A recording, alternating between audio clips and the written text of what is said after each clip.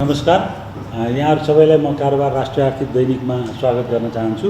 हामीले कारोबारले विविध अर्थतन्त्रका विविध विषयहरूमा बेला बेलामा यसरी सहभागीहरूलाई बोलाएर छलफल गर्ने चलन गरेका छौँ। हामीले यो चाहिँ लामो समयदेखि हामी अर्थतन्त्रका विभिन्न क्रियाकलापहरूमा संलग्न विभिन्न निकायहरू, एजेन्सीहरू लगायत विभिन्न एक्टरहरू को विषयमा उनीहरूका समस्या, उनीहरूका चुनौतीहरू, उनीहरूका नयाँ अनुभवहरूका बारेमा हामी छलफल गर्छौँ। यसै क्रममा आज चाहिँ हामी नेपालमा पछिल्लो समय अलि राम्रोसँग रेकग्नाइज भएको सेक्टर भनेको मानव संसाधन सेक्टरलाई चाहिँ क्षेत्रलाई चाहिँ हामीले यसका बारेमा अलिकति छलफल गरौँ न त भनेर यहाँहरूलाई हामीले आज यहाँ निम्ताएका छौँ। यहाँहरू आइदिनु भयो, त्यसको लागि धन्यवाद यहाँहरूलाई दिन चाहन्छु। विशेषतः नेपालीहरूको बारेमा दुई तिनवटा साधारण मान्छेहरूले कमेन्ट गर्ने कुराहरू छ। नेपालीहरू नेपालमा काम गर्दैनन्, तर विदेशमा गयो भने त्यही नेपालीले गजब काम गर्छ। नेपालीले त्यही 25,000 रुपियाँमा नेपालमा काम गर्नलाई उसलाई लाज लाग्छ, तर विदेशमा गयो भने त्यही 25,000 रुपियाँमा उसले ओभरटाइम पनि गर्छ, बढी गर्छ, अझ बढी मेहनत गर्छ र एकदम बेस्ट इम्प्लोइ अवार्ड पनि पाउँछ नेपालीले। भनेपछि हाम्रो समाजको र हाम्रो समाजकै चिन्तनको समस्या होला एउटा कुरा। अर्को चाहिँ इन्डिभिजुअलहरूको पनि कामलाई हेर्ने दृष्टिकोण फरक। त्यसपछि अर्को एउटा चाहिँ राजनीतिले पछिल्लो समय हाम्रो बिगारेको के हो भने जसको जे क्षेत्र हो त्यसले त्यो काम गर्दैन। नेपालमा आफू हामीबाटै सुरु गरौँ। पत्रकारले पत्रकारिता गर्दैन, राजनीति गर्छ। राजनीतिकले राजनीति गर्दैन, व्यापार गर्छ। व्यापारीले व्यापार गर्दैन, राजनीति गर्छ। भन्नुको मतलब यस्तो विसङ्गतिपूर्ण समाजमा, विसङ्गतिपूर्ण बेलामा हामीलाई फेरि त्यसमाथि यो महामारी आइदियो कोरोना। यस्तो बेलामा तपाईँहरूले आफ्नो आफ्नो संस्थामा कसरी मानव यो संसाधनलाई कसरी म्यानेज गर्नुभयो यस्तो बेलामा, यस्तो गाह्रो बेलामा? जबकि नर्मल समयमा पनि हाम्रो समस्या मैले भनिहालेँ, विसङ्गतिपूर्ण समाज छ, व्यक्तिका अनेक कुण्ठाहरू, चिन्ताहरू छन्। त्यो सबै इन्स्टिट्युसनले फुलफिल गरिदिनुपर्छ भन्ने त्यस्तो मान्यता बोकेको समाज छ, व्यक्तिहरू छन्। नियमित समय पनि गाह्रो छ, झन् अहिले त महामारीको समय झन् गाह्रो थप्यो। यस्तो बेलामा यहाँहरूले मानव संसाधनलाई कसरी परिचालन गर्नुभयो, तपाईँहरूको अनुभवहरू के रहे, कस्ता चुनौतीहरू रहे, यसबाट तपाईँहरूले कतिको नयाँ पाठहरू सिक्नुभयो, जुन पाठ चाहिँ हामीलाई लगायत हाम्रा थुप्रै नेपालका थुप्रै सङ्घ संस्थाहरूलाई पनि काम लाग्छन् कि कसरी ह्युमन रिसोर्सलाई म्यानेज गर्ने। आखिर मानिस नभए त फेरि काम हुँदैन। हामीले अहिले एआईको कुरा गरिरहेको छौँ, आर्टिफिसियल इन्टेलिजेन्सको। मिडियामा पनि अब भोलि पर्सि चाहिँ रिपोर्टर चाहिँदैन। चिनमा त एआईले नै अब समाचार भन्न थालिसक्यो भन्ने पनि आइसक्यो भने, तर कुनै न कुनै ठाउँमा चाहिँ ह्युमन इन्टरफेरेन्स चाहिन्छ, मान्छे चाहिन्छ। त्यो मान्छेलाई चाहिँ कसरी काम लगाउने, कसरी गर्ने र त्यसका सबै कुराहरू कसरी म्यानेज गर्ने भन्ने कुरामा यहाँहरू चाहिँ आफ्नो आफ्नो स्थानमा बसेर काम गरिरहनु भएको हुनाले यहाँहरूको अनुभव एउटा नर्मल सिचुएसनमा, एउटा अहिले पछिल्लो महामारीमा यहाँहरूले कसरी त्यसलाई म्यानेज गर्नुभयो र कस्ता चुनौती फेस गर्नुभयो र त्यसबाट के नयाँ पाठहरू सिक्यो, आगामी दिनमा हामी कसरी गर्न सक्छौँ भन्ने विषयमा आफ्नो विचारहरू राखिदिनु भनेर म अनुरोध गर्छु। म बेसिकली एज अ अन्टरप्रेनरको रूपमा पछिल्लो लामो समयदेखि एचआर कन्सल्टिङ फर्म रन गरिरहेको छु। त्यो सँगसँगै अब म यो human resource society of Nepal, नेपालका एचआर प्रोफेसनलको एपेक्स बडी छ, त्यसलाई पनि लिड गरिरहेको छु। र त्यस्तै गरेर एचआर कन्सल्टिङ फर्महरूको पनि एउटा एसोसिएसन छ, त्यसलाई पनि लिड गरिरहेको छु। त्यसैले यो पर्सपेक्टलाई जोड्दाखेरि अब हामीसँगै पनि अब गभर्मेन्टले लिगलाइजेसन गरेको बेसमा अहिले पर एचआर कन्सल्टिङ फर्ममा केही नभए पनि हामीले पेरोल म्यानेजमेन्ट र आउटसोर्सिङ हेर्ने हिसाबले हामीसँग डे टु डेमा हाम्रो रेगुलर टिम मेम्बर 30-40 जनाको टिम मेम्बर भए पनि हामीले मेरो संस्था मात्रै लगभग 500+ आउटसोर्सिङ स्टाफहरू छन्। तिनलाई त मैले मेरो नै पेरोलबाट म्यानेज गर्नुपर्ने भएको र त्यो पर्सपेक्टबाट पनि मैले हेरेँ। र अरू एचआर कन्सल्टिङ फर्महरूमा यो गर्दाखेरि 2-2.5 लाखको यो टोटल सङ्ख्या चाहिँ नेपालमा चाहिँ एचआर कन्सल्टिङ फर्महरूले म्यानेज गरेर भएर एकातिर भने, अर्को चाहिँ एचआर सोसाइटीहरूमा पनि एचआर प्रोफेसनलको अपेक्स बढी भएर त्यसलाई उनीहरूका इस्युहरू पनि हामी आफ्नो डिस्कसन जो डिस्कोर्सहरू हामी इन्टरनल चलाउँछौँ, त्यो डिस्कोर्सहरूमा पनि त्यो विषयहरूमा हामी डिस्कसन गरिरहेका हुन्छौँ। त्यसैले पछिल्लो समयमा पिपल म्यानेजमेन्टको इस्युमा हामीले कोभिडले हामीलाई धेरै चिजहरू सिकाएर पनि गयो र सर्टेन अवस्थामा हामीलाई इफेक्टेड पनि सर्टेन चिजहरूमा गरेर गयो र पिपल म्यानेजमेन्टमा धेरै मान्छेहरूले रोजगार जुन किसिमको परिकल्पना 25 देखि 30 लाख मान्छेहरू बाहिरबाट फर्किन्छ, त्यसले हामीले हाम्रो सोसाइटीमा त्यसलाई कहाँ एडजस्टमेन्ट गर्ने भन्ने कुराको जुन किसिमले आकलन गरिएको थियो त्यो पार्ट चाहिँ हामीले देखेनौँ। किन इन्डियाबाट आउने सङ्ख्या जुट्यो, त्यो सङ्ख्याको 75% सङ्ख्या फर्केर नै गयो। त्यो हामीले न्युजहरूमा हेरि नै रहेछौँ। त्यस्तै गरी मिडल इस्टबाट आउने मान्छे पनि जति आउनुपर्ने कोभिडले कारणले त्यहाँ अड्क्यो, त्यो चिज भयो र रेगुलर बेसमा 2-2.5 लाख रुपियाँमा 2.5 लाख मान्छेहरूले चाहिँ नेपालमा रोजगारी गुमाएको अवस्था हामीले डाटाबेसबाट भेट्न सक्छौँ। र त्यसमा पनि 2-3वटा प्रस्पेक्ट कस्तो छ भने अर्गनाइजेसनहरूमा जुन अघि हजुरले जुन भन्नुभयो, हामी चाहिँ जुन क्षेत्रका हामी दक्ष र क्यालिबर मान्छौँ त्यो क्षेत्रमा फोकस नभइकन हामी चाहिँ आफ्नो क्षेत्रभन्दा बाहिर बढी कुरा गर्न र काम गर्न रमाउने नेपालीहरूको आम जात क्यारेक्टर भएको हिसाबले पनि हामीलाई त्यो चिजमा गाह्रो भइरहेको थियो। र पछिल्लो समय अर्गनाइजेसनहरूले पनि अनप्रोडक्टिभ मान्छेहरूलाई चाहिँ यही कोभिडको कारणले गर्दा कसरी चाहिँ रिप्लेसमेन्ट गर्न सकिन्छ भन्ने थिङ गरेर मान्छेलाई चाहिँ एउटा भिआरएस टाइपको सिचुएसनबाट बाहिर निकालिएको अवस्था पनि छ। र त्यो ठाउँमा त्यो भ्याकुममा चाहिँ अहिले ट्यालेन्ट पुलहरू चाहिँ इनरोल गराउने काम भइरहेछ। किन म एउटा मात्रै कम्पनीको काम 100औँ कम्पनीहरूको काम गर्ने भए हिसाबले त्यो नलेज मलाई पनि छ, त्यो एउटा पार्ट भयो। र कोभिडको बेलामा जुन किसिमको यो मानसिक तनाव मान्छेहरूमा भयो, अर्गनाइजेसनहरूले जस्तो हस्पिटालिटी सेक्टरमा हजुरहरूले हेर्नुभयो भने 12% स्यालेरीमा अहिले पनि मान्छेहरू काम गरिरहेछ। अब कति अर्गनाइजेसनमा 50%मा काम गरियो, कतिले राम्रो अर्गनाइजेसनले 100% दियो। फाइनेन्सियल इन्स्टिट्युसनहरूमा त अलमोस्ट 100 नै पेमेन्ट भएको छ। र फाइनेन्सियल इन्स्टिट्युसन अग्रपङ्क्तिमा भएर उसले डेलिभरी पनि दिएको छ, त्यो पार्ट पनि देखिएको छ। एफएमसिजी इन्डस्ट्रीले पनि फुल फ्लेजमा काम गरेको छ र लसमा भएको एफएमसिजी इन्डस्ट्रीहरू पनि यो पिरियडमा प्रफिटमा गएको छ। ती सिचुएसन पनि छन्। र सरले भने जस्तै अब हाम्रो जस्तो इन्डस्ट्री, हजुरहरूको जस्तो मिडिया इन्डस्ट्री, हस्पिटालिटी इन्डस्ट्री, त्यहाँ चाहिँ ठुलो लेभलमा चाहिँ धक्का यसले चाहिँ पुगाएको छ। एकातिर पार्ट भने अब पिपल म्यानेजमेन्टलाई म्यानेज गर्ने कुरामा चाहिँ एचआर प्रोफेसनलहरूको हिसाबले बिङ एचआर प्रोफेसनल त्यसलाई चाहिँ हामीले मान्छेहरूलाई मोटिभेसन गरेर सो उनीहरूको पर्सनल प्रब्लमहरू सुनेर, उनीहरूका फ्यामिली प्रब्लमहरू सुनेर वर्क फ्रम होमको प्याटर्न अहिले धेरै गऱ्यो। यो बिचमा हामीले चाहिँ धेरै युटिलाइजेसन त्यसलाई गऱ्यौँ। त्यो चिज हामीले नेपालमा चाहिँ नयाँ सिक्यौँ। किन प्रोडक्टिभिटी चाहिँ त्यसरी पनि आउँदो रहेछ, घरबाट काम गरेर पनि समस्या समाधान हुनु रहेछ। र यो एउटा फ्युचरको पर्सपेक्टिभमा अब म्यान पावर कम र प्रोडक्टिभिटी हाई गर्ने हिसाबले फेरि वर्क फ्रम होमको प्याटर्नमा पनि अर्गनाइजेसनहरू गएको छ।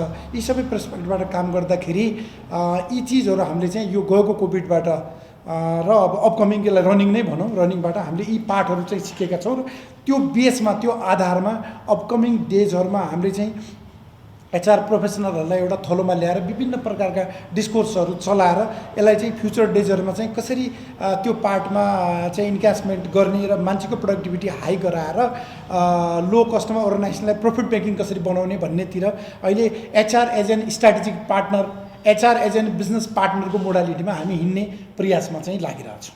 कोभिडको ओभरअल तपाईँको चाहिँ मलाई हेर्ने हो भने हाम्रो समाजमा परेको, किनकि समाजभित्र बस्ने हामी सबै सामाजिक प्राणी हो होइन। हामीले हाम्रो घरमा परेको या समाजमा परेको जो मान्छेहरू तपाईँको चाहिँ मतलब तिनीहरूलाई हेर्ने हो भनेपछि अब धेरै चिजहरू तपाईँको केही अब डेफिनेटली इकोनोमीको कुरा गर्ने भने इकोनोमीमा धेरै लसहरू भयो होला होइन। रोजगारी गुमेको छ, तपाईँको अर्थतन्त्र तपाईँको चाहिँ मतलब डाउन भएको छ। अब धेरै मान्छेहरूमा चाहिँ मतलब कसैको इन्भेस्टमेन्ट अब स्पेसल्ली जसले चाहिँ मतलब यो रिजोर्टहरू स्पेसल्ली रेस्टुरेन्टहरूमा ठुलो लगानी गरेका छन् तपाईँको चाहिँ मतलब उनीहरूले पनि धेरै बियर गर्नुपर्ने अवस्था छ चाहिँ मतलब धेरैको चाहिँ होइन। स्पेसली लोन लिएर बिजनेस गर्ने मान्छेलाई गाह्रो भएको छ। तर केही यसका सकारात्मक पक्षहरू चाहिँ मतलब किनभने हामीले अब कोभिडको बारेमा धेरै कुराहरू गरिसकेका छौँ, धेरै फोरमहरूमा त हामीले बोलिसकेका छौँ तपाईँको चाहिँ मतलब होइन। धेरै डिस्कसन भइसकेको छ। अब करिब करिब अब 1 वर्षै हुन लागिसक्यो तपाईँको चाहिँ लास्ट नेपालकै कन्टेक्स्टको कुरा गर्ने हो भने नोभेम्बर टु नोभेम्बर अब भनेपछि होइन। अहिले आएर चाहिँ मतलब हामीले यसलाई एनालाइसिस गर्ने क्रममा तपाईँको चाहिँ मतलब के यसको सकारात्मक पाटोहरू कोभिडको मैले त्यसरी हेरिरहेको छु। तपाईँको चाहिँ मतलब के छ भन्दाखेरि जस्तो कि अब हामी स्पेसली नेप्लिज कन्टेक्स्टमा हिजोको दिनमा पनि तपाईँको सरकारले तपाईँको चाहिँ मतलब हात के अरे दिशा पिसाब गर्न गएपछि हात धुनुपर्छ होइन, अलिकति हाइजिन मेन्टेन गर्नुपर्छ, पर्सनल हाइजिन मेन्टेन गर्नुपर्छ होइन। यी धेरै कुराहरू तपाईँको चाहिँ मतलब हामीले रेडियोमा तपाईँको चाहिँ टिममा पनि सुन्दै आएको कुराहरू हो। तर अहिले कोभिडको कारणले गर्दाखेरि एउटा चाहिँ मतलब एउटा आम नेपाली पनि, एउटा सामान्य नेपाली पनि होइन, धेरै लिट्रेसी नभएको तपाईँको चाहिँ धेरै एजुकेसन लेभल नभएको मान्छे पनि अहिले कमसेकम चाहिँ मतलब तपाईँको चाहिँ मतलब यो हाइजिन लेभल तपाईँको चाहिँ मेन्टेन गर्नुपर्दो रहेछ, हात धुनुपर्दो रहेछ तपाईँको चाहिँ मतलब होइन। अब नजिक धेरै चाहिँ मतलब हात मिलाइहाल्नुपर्ने पनि खासै त्योभन्दा पनि टाढाबाट गरौँ होइन, नमस्कार गरेकै राम्रो रहेछ तपाईँको होइन, नजिक बस्नुभन्दा पनि। त्यसरी सबै चिजहरू तपाईँको चाहिँ मतलब होइन पर्सनल हाइजिन मेन्टेन गर्नेदेखि लिएर सोसियल डिस्टेन्सिङका कुराहरू होइन यो एउटा सिकायो। र कम्पनीहरूमा पनि त्यसको रेप्लिकेसन कसरी भएको छ भन्दाखेरि चाहिँ अब हिजोको दिनमा चाहिँ मतलब कुनै प्राइभेट अर्गनाइजेसन अब ब्याङ्करतिर गयो भने त अब हामी चाहिँ मतलब अब एसी रुम देख्छौँ तपाईँको प्रायः सोफा छ, बाथरुम पनि तपाईँको क्लिन टाइडी यताउता देखिन्छ। तर धेरै यस्तो कर्पोरेट हाउस अथवा चाहिँ मतलब तपाईँको सानो स्केल रन हुने बिजनेस अर्गनाइजेसनमा पनि तपाईँ जानुभयो भने गभर्मेन्ट सेक्टरको पनि त्यही कुरा हो। जानुभयो भनेपछि अब त्यो अनहाइजेनिक तपाईँको चाहिँ बाथरुम, तपाईँको चाहिँ सेनिटाइजर नहुने, साबुन नराख्ने, पानी नहुने, यी कुराहरू थियो। तर अहिले चाहिँ मतलब हेर्ने हो भने हरेक अर्गनाइजेसनमा यसमा चाहिँ लगानी गरेर चाहिँ देखिन्छ हजुरको चाहिँ मतलब कमसेकम चाहिँ हात धुने साबुन होइन, ह्यान्ड वास या तपाईँको चाहिँ मतलब भनौँ न अब त्यो न्यापकिन पेपरदेखि लिएर हरेक कुरा तपाईँको चाहिँ मतलब बाथरुम क्लिन गर्ने, सफा गरिरहने, डोर नभएर तपाईँको पुछिरहने, तपाईँको चाहिँ मतलब हिजोको दिनमा चाहिँ मतलब खिया लागेका हुन्थ्यो भने अहिले अहिले चम्क्या देखिन्छन् होइन। त्यसैले यो वर्क प्याटर्न तपाईँको चाहिँ मतलब जो वर्क यसले कल्चरलाई असर गर्ने कुरा हो, यो पनि अलिकति इम्प्रुभ भएको छ यसले गर्दाखेरि। अब पिपुलको कुरा गर्ने हो भनेपछि अब पिपुलमा हिजो के थियो भन्दाखेरि जस्तै मैले यो विषय पढाएको छु, मैले यसमा मेरो स्पेसलाइजेसन हो, मलाई यो पोजिसनको लागि यो कम्पनीले जागिर दिएको छ भनेर तपाईँको त्यो काम लाउने र त्यो कामभन्दा अलिकति तपाईँको दायाँ बायाँ हुने बित्तिकै होइन यो त मेरो काम होइन भन्ने प्रकारको चाहिँ मतलब प्रवृत्ति तपाईँको चाहिँ मतलब हिजोको दिनमा हाम्रो यहाँ थियो। तर अहिले कोभिड ल्याइसकेपछि के हो भन्दाखेरि जस्तै उदाहरणको लागि 500जना कर्मचारी भएको ठाउँमा हिजोको दिनमा चाहिँ मतलब सबै मान्छे अब कतिलाई ले अफमा गयो, कति अब तपाईँको चाहिँ मतलब अब भोलिन्टियरली सहायता हुने जस्तै होइन त्यो कुराहरू आयो, कतिलाई तपाईँको चाहिँ अनपेडमा राखे, कतिलाई तपाईँको चाहिँ मतलब अब विदाय नै गरे कम्पनीले। त्यो गरिसकेपछि अब थोरै मान्छेले तपाईँको चाहिँ धेरै काम गर्नुपर्ने अवस्था होइन। अब कामको क्वान्टिटी घटे पनि क्वालिटी त घटाएको छैन, काम त गर्नै पऱ्यो नि होइन। अब टेलिफोन पनि उठाउनै पऱ्यो, त्यहाँ टेलिफोन घन्टी कम बज्ला तर फोन त उठाउनै पऱ्यो। त्यसैले त्यो कारणले गर्दाखेरि अहिले चाहिँ मतलब थोरै 2जना 3जना मान्छेले पनि एउटा टोटल अफिस म्यानेज गरेको देखियो। अब हिजोको दिनमा मेरो यो कुर्सीबाट म अर्को काम गर्दैन भन्ने मान्छे अब अहिले त फोन पनि उठाइरहेछ, हजुरको यो पनि गरिरहेछ, त्यो पनि गरिरहेछ भने यसले गर्दाखेरि तपाईँको चाहिँ के हो भन्दाखेरि मान्छेको एउटा मेन्टल प्रिपेयर्डनेस भन्छ त्यसलाई तपाईँको चाहिँ कि रिजिडिटी तपाईँको होइन है होइन। हामी तपाईँको चाहिँ मल्टी स्किलिङ हामीले आफूलाई डेभलप गर्नुपर्दो रहेछ, नत्र भने एडाप्ट गर्न सकिन्न, भोलिको दिनमा सर्भाइभ गर्न सक्दैन होइन। अहिलेको जमानामा चाहिँ मतलब हामीले यदि अब जस्तै भनौँ न अब एकाउन्टमा एउटा जस्तै एकाउन्ट रिसिभेबल हेरेको मान्छे हुनसक्छ एकाउन्ट रिसिभेबल त्यो कम्पनीमा हेर्ने मान्छे 4जना होला नि, अब 3जनालाई निकालिदियो। अब 3जना एकाउन्ट रिसिभेबल हेर्ने मान्छे कहाँ जाने त भन्दाखेरि जहाँ चाहिँ एकाउन्ट पेएबलको काम छ त्यहाँ पनि गए, या ब्यालेन्स सिट बनाउने काम छ भने त्यहाँ पनि गयो तपाईँको चाहिँ मतलब। त्यही कारणले गर्दाखेरि अहिले चाहिँ मतलब मान्छेले के बुझाएको छन् भने एउटा आइटीमा आफ्नो अलिकति अपग्रेडेसन गर्नुपर्छ, आइटीको छ किन अब जुम सबै कुरा जान्नु पऱ्यो अब अहिले होइन। एउटा आइटीको कुरा आयो, एउटा मल्टी स्किलिङको कुरा आयो, रिजिट भएर मैले यो जानेको छु भन्ने कुरा भएन। अर्को कुरा मान्छेलाई के पनि बनायो भन्दाखेरि जस्तै कि अब खाइबाएको सुविधा घट्नु हुँदैन, यो गर्नु हुँदैन, त्यो गर्नु हामी किन जाने तल किन हुने भन्ने पनि पहिला थियो। अहिले के हो भन्दाखेरि चाहिँ मतलब अब यो अनएभोइडेबल सर्कमस्टान्स तपाईँको क्रिएट भइसकेपछि कुनै पनि रिजिडिटी भन्ने कुरा हुँदो रहेछ लाइफमा चाहिँ। मान्छे कुनै पनि चिजको लागि प्रिपेयर चाहिँ गर्नुपर्दो रहेछ आफूलाई होइन भन्ने कुरा पनि तपाईँको चाहिँ मतलब मान्छेहरूले चाहिँ मतलब यो लर्निङ गरे हुन् जस्तो मलाई चाहिँ लाग्छ। हस् अब यता डेभलपमेन्ट सेक्टरमा आबद्ध छु, म हेड अफ एचआर र पिपल डेभलपमेन्ट। अनि अहिले चाहिँ हाम्रो जुन एसोसिएसन अफ आइएनजिओज छ जसको चाहिँ एचआरको वर्किङ ग्रुप छ एउटा, त्यसलाई पनि मैले लिड गरिरहेको छु। यो अर्गनाइजेसनले पेन्डेमिकको टाइममा जुन प्रिपेयर कस्तो रह्यो अनि एक्सपिरियन्स कस्तो रह्यो भन्ने उसमा चाहिँ नर्मल्ली अब हाम्रोमा अरू तपाईँहरूको अर्गनाइजेसन जस्तै एउटा एक किसिमको प्रोटोकल चाहिँ बेसिक थियो, वर्क फ्रम होमको मोडालिटी चाहिँ थियो, तर त्यो पर्याप्त रहेनछ भन्ने कुरा चाहिँ यसले हामीलाई दियो। अनि एउटा फ्लेक्सिबिलिटीको हामी जहिले पनि पहिलेदेखि नै के भन्ने अब त्यसलाई वकालत गरिराखेको हुन्थ्यो कि हाम्रो अर्गनाइजेसन एकदम फ्लेक्सिबल आवर्सहरू छ भनेको त्यो चाहिँ एक किसिमको पर्याप्त रहेनछ। त्यो फ्लेक्सिबिलिटी भनेको कहाँसम्मको फ्लेक्सिबिलिटी भन्ने कुरालाई सोच्न चाहिँ हामीलाई अलिकति बाध्य बनायो। नर्मल्ली जुन सुरुमा चाहिँ हाम्रो एचआरको कन्टेक्स्टमा जब यो पेन्डेमिकको सिचुएसन भयो वर्क फ्रम होमको मोडालिटीमा जाने भन्ने बित्तिकै त्यो चाहिँ इम्पोसिबल भन्ने दिमागमा चाहिँ आइरहेको थियो, इट्स कम्प्लिटली इम्पोसिबल भन्ने त्यो भयो। तर अब हामीलाई नगए पनि हुँदैन थियो, इट्स न्यू नर्मल भन्ने कुरा हामीले अब त्यसलाई आत्मसात पनि गर्नु पऱ्यो। सो त्यसले गर्दाखेरि हामी प्रिपेरेसनमा लाग्दाखेरि जुन सुरुमा चाहिँ अब के गर्ने कसो गर्ने त्यो एकदमै अन्यलमा कन्फिडेन्सलेस अनि अरूहरूबाट लर्न गरौँ भन्ने हिसाबले हामी चाहिँ एकदम त्यो लाग्दाखेरि बट समहाउ प्रिपेरेसनमा हामीले आइटी डिपार्टमेन्टसँग मिलेर वर्क फ्रम होमको जुन एउटा मोडालिटीलाई चाहिँ सबसे पहिला त्यसलाई अर्गनाइज गऱ्यौँ ताकि कुनै पनि फाइल सेयरिङदेखि लिएर तपाईँको कुनै पनि कामहरू चाहिँ घरमा बसेर गर्न मिल्ने आइटीको उसबाट त्यसलाई पहिला सुदृढ गरिसकेपछि जब हामी कन्फिडेन्ट भयौँ अब हामी चाहिँ गर्न सक्छौँ, सबै स्टाफले घरमा बसेर चाहिँ गर्न सक्ने लगभग सबै स्टाफ भनौँ त्यो स्थितिमा पुगेपछि अलिकति कन्फिडेन्ट बिल्डअप भयो। अब त्यसपछिको काम भनेको एचआरको रेस्पोन्सिबिलिटी ठुलो देखियो। अब एचआरले नै मोटिभेट गर्ने कामदेखि लिएर सबैलाई स्टाफहरूको जुन मोटिभेसन उहाँहरूलाई चाहिँ अब एक किसिमको के भन्छ अब सपोर्ट होइन, त्यो सबै चाहिँ अब ठुलो एउटा रेस्पोन्सिबिलिटी एउटा भार भनौँ न एचआरमा थपिएपछि सबै स्टाफहरूले त्यो अनुसारको एक्सपेक्ट राख्नुभयो हामीबाट। र सबसे सुरुमा चाहिँ हामीले एनालाइज गर्दाखेरि उहाँ मोहन सरले भन्नुभएको जस्तै सबसे पहिलो त हामी इन्क्लुडिङ एचआर हाम्रोमा चाहिँ अब मेन्टल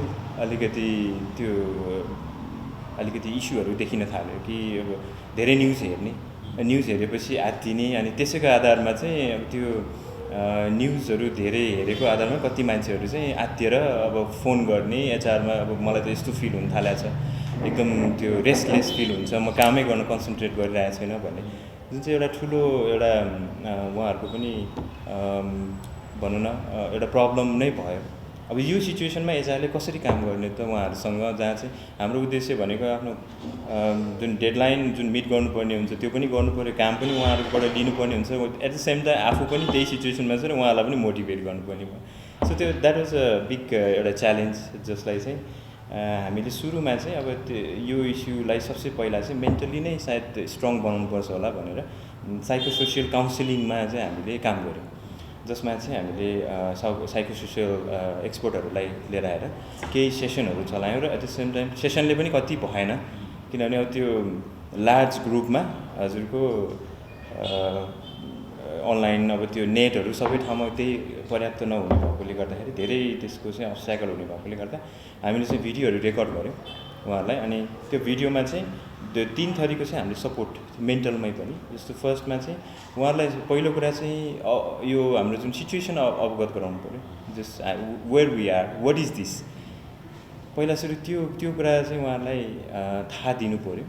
त्यो भइसकेपछि डु एन्ड डोन्ट्समा जानु पऱ्यो। त्यसपछि तपाईँले के गर्दा ठिक होला, के चाहिँ नगर्दा चाहिँ बेटर होला भन्ने हिसाबले चाहिँ त्यो परामर्शहरू दियो। अनि त्यसपछि आफूलाई काम गर्नको लागि, आफ्नो मेन्टल हेल्थलाई चाहिँ वेलबिङको लागि हेर्नको लागि चाहिँ तपाईँले चाहिँ केही चाहिँ एक्सर्साइजहरू, ब्रिदिङ एक्सर्साइजदेखि लिएर मेन्टल कामनेस, एउटा योगा, त्यसको चाहिँ हामीले केही रूपमा चाहिँ प्रशिक्षणहरू पनि दियो त्यहाँबाट। त्यसले गर्दाखेरि अब त्यो भिडियो नै त्यहाँ भएपछि त उहाँहरूले त्यसलाई हेरेर, त्यसलाई रिपिटेडली हेरेर त्यो प्र्याक्टिस गर्दाखेरि धेरैजनाले चाहिँ एक किसिमको त्यो मेन्टल कामनेसमा चाहिँ मलाई काम गरेछ। अहिले चाहिँ म धेरै हदसम्म आफूलाई कन्ट्रोल गर्न सक्ने स्थितिमा छु, र यो न्युजहरू धेरै हेर्न पनि खासै नहुने रहेछ भन्ने कुराहरू पनि त्यसले चाहिँ सिकायो पनि हामीलाई पनि एक हिसाबले। अब त नहेर भने पनि त्यो त अलिकति कन्ट्रोल गर्न नसक्ने स्थिति हो। सो त्यो भइसकेपछि त्यसपछि हामीले सुपरभाइजरलाई, आफ्नो सुपरभाइजरको अन्डरमा जुन सुपरभाइजर हुन्छ सुपरभाइजरलाई नै हामीले एक किसिमको उहाँहरूलाई इम्पावर गऱ्यौँ कि सुपरभाइजर थ्रुबाट नै उहाँहरूलाई चाहिँ उहाँहरूको कामको पर्फर्मेन्सको चाहिँ तपाईँहरूले त्यो रेगुलर मोनिटर गर्नुहोस्, अनि तपाईँ उहाँहरूलाई मेन्टरिङ गरिदिनुहोस् होइन। केही कामहरू भएको छैन भने यो बेलामा अब यो भएन त्यो भएन भन्ने स्थिति अहिले अलिकति छैन। सो सबैजनाको घरमा बस्दाखेरि छुट्टै किसिमको फेरि होइन एउटा एक किसिमको डिस्टर्बेन्स, एक किसिमको त्यो फोकस नहुने भएको पनि हुन्छ। सबै कुरालाई याद गरेर तपाईँले दिनुभएको, डेलिभर गर्नुभएको काम चाहिँ उहाँहरूले चाहिँ कतिको गर्नुभएको छ, त्यसलाई एउटा चाहिँ सुपरभाइजरकै लेभलमा एज अ मेन्टरको रूपमा चाहिँ उहाँहरूलाई मेन्टर गर्नु र त्यसरी चाहिँ त्यो कामको आउटपुट चाहिँ त्यसरी चाहिँ निकाल्नु होला भन्ने हिसाबले सुपरभाइजरलाई इम्पावर गरेर उहाँहरूको मेन्टरको रूपमा हामीले उहाँलाई पुस गऱ्यौँ। त्यो गरेपछि धेरै हदसम्म उहाँहरूले राहत पनि पाउनुभयो। र सुपरभाइजर एज अ मेन्टर भन्ने एउटा कन्सेप्ट पनि त्यसबाट पहिला थियो, तर धेरै हदसम्म चाहिँ त्यो पर्फर्मेन्स बेसमा मात्रै थियो।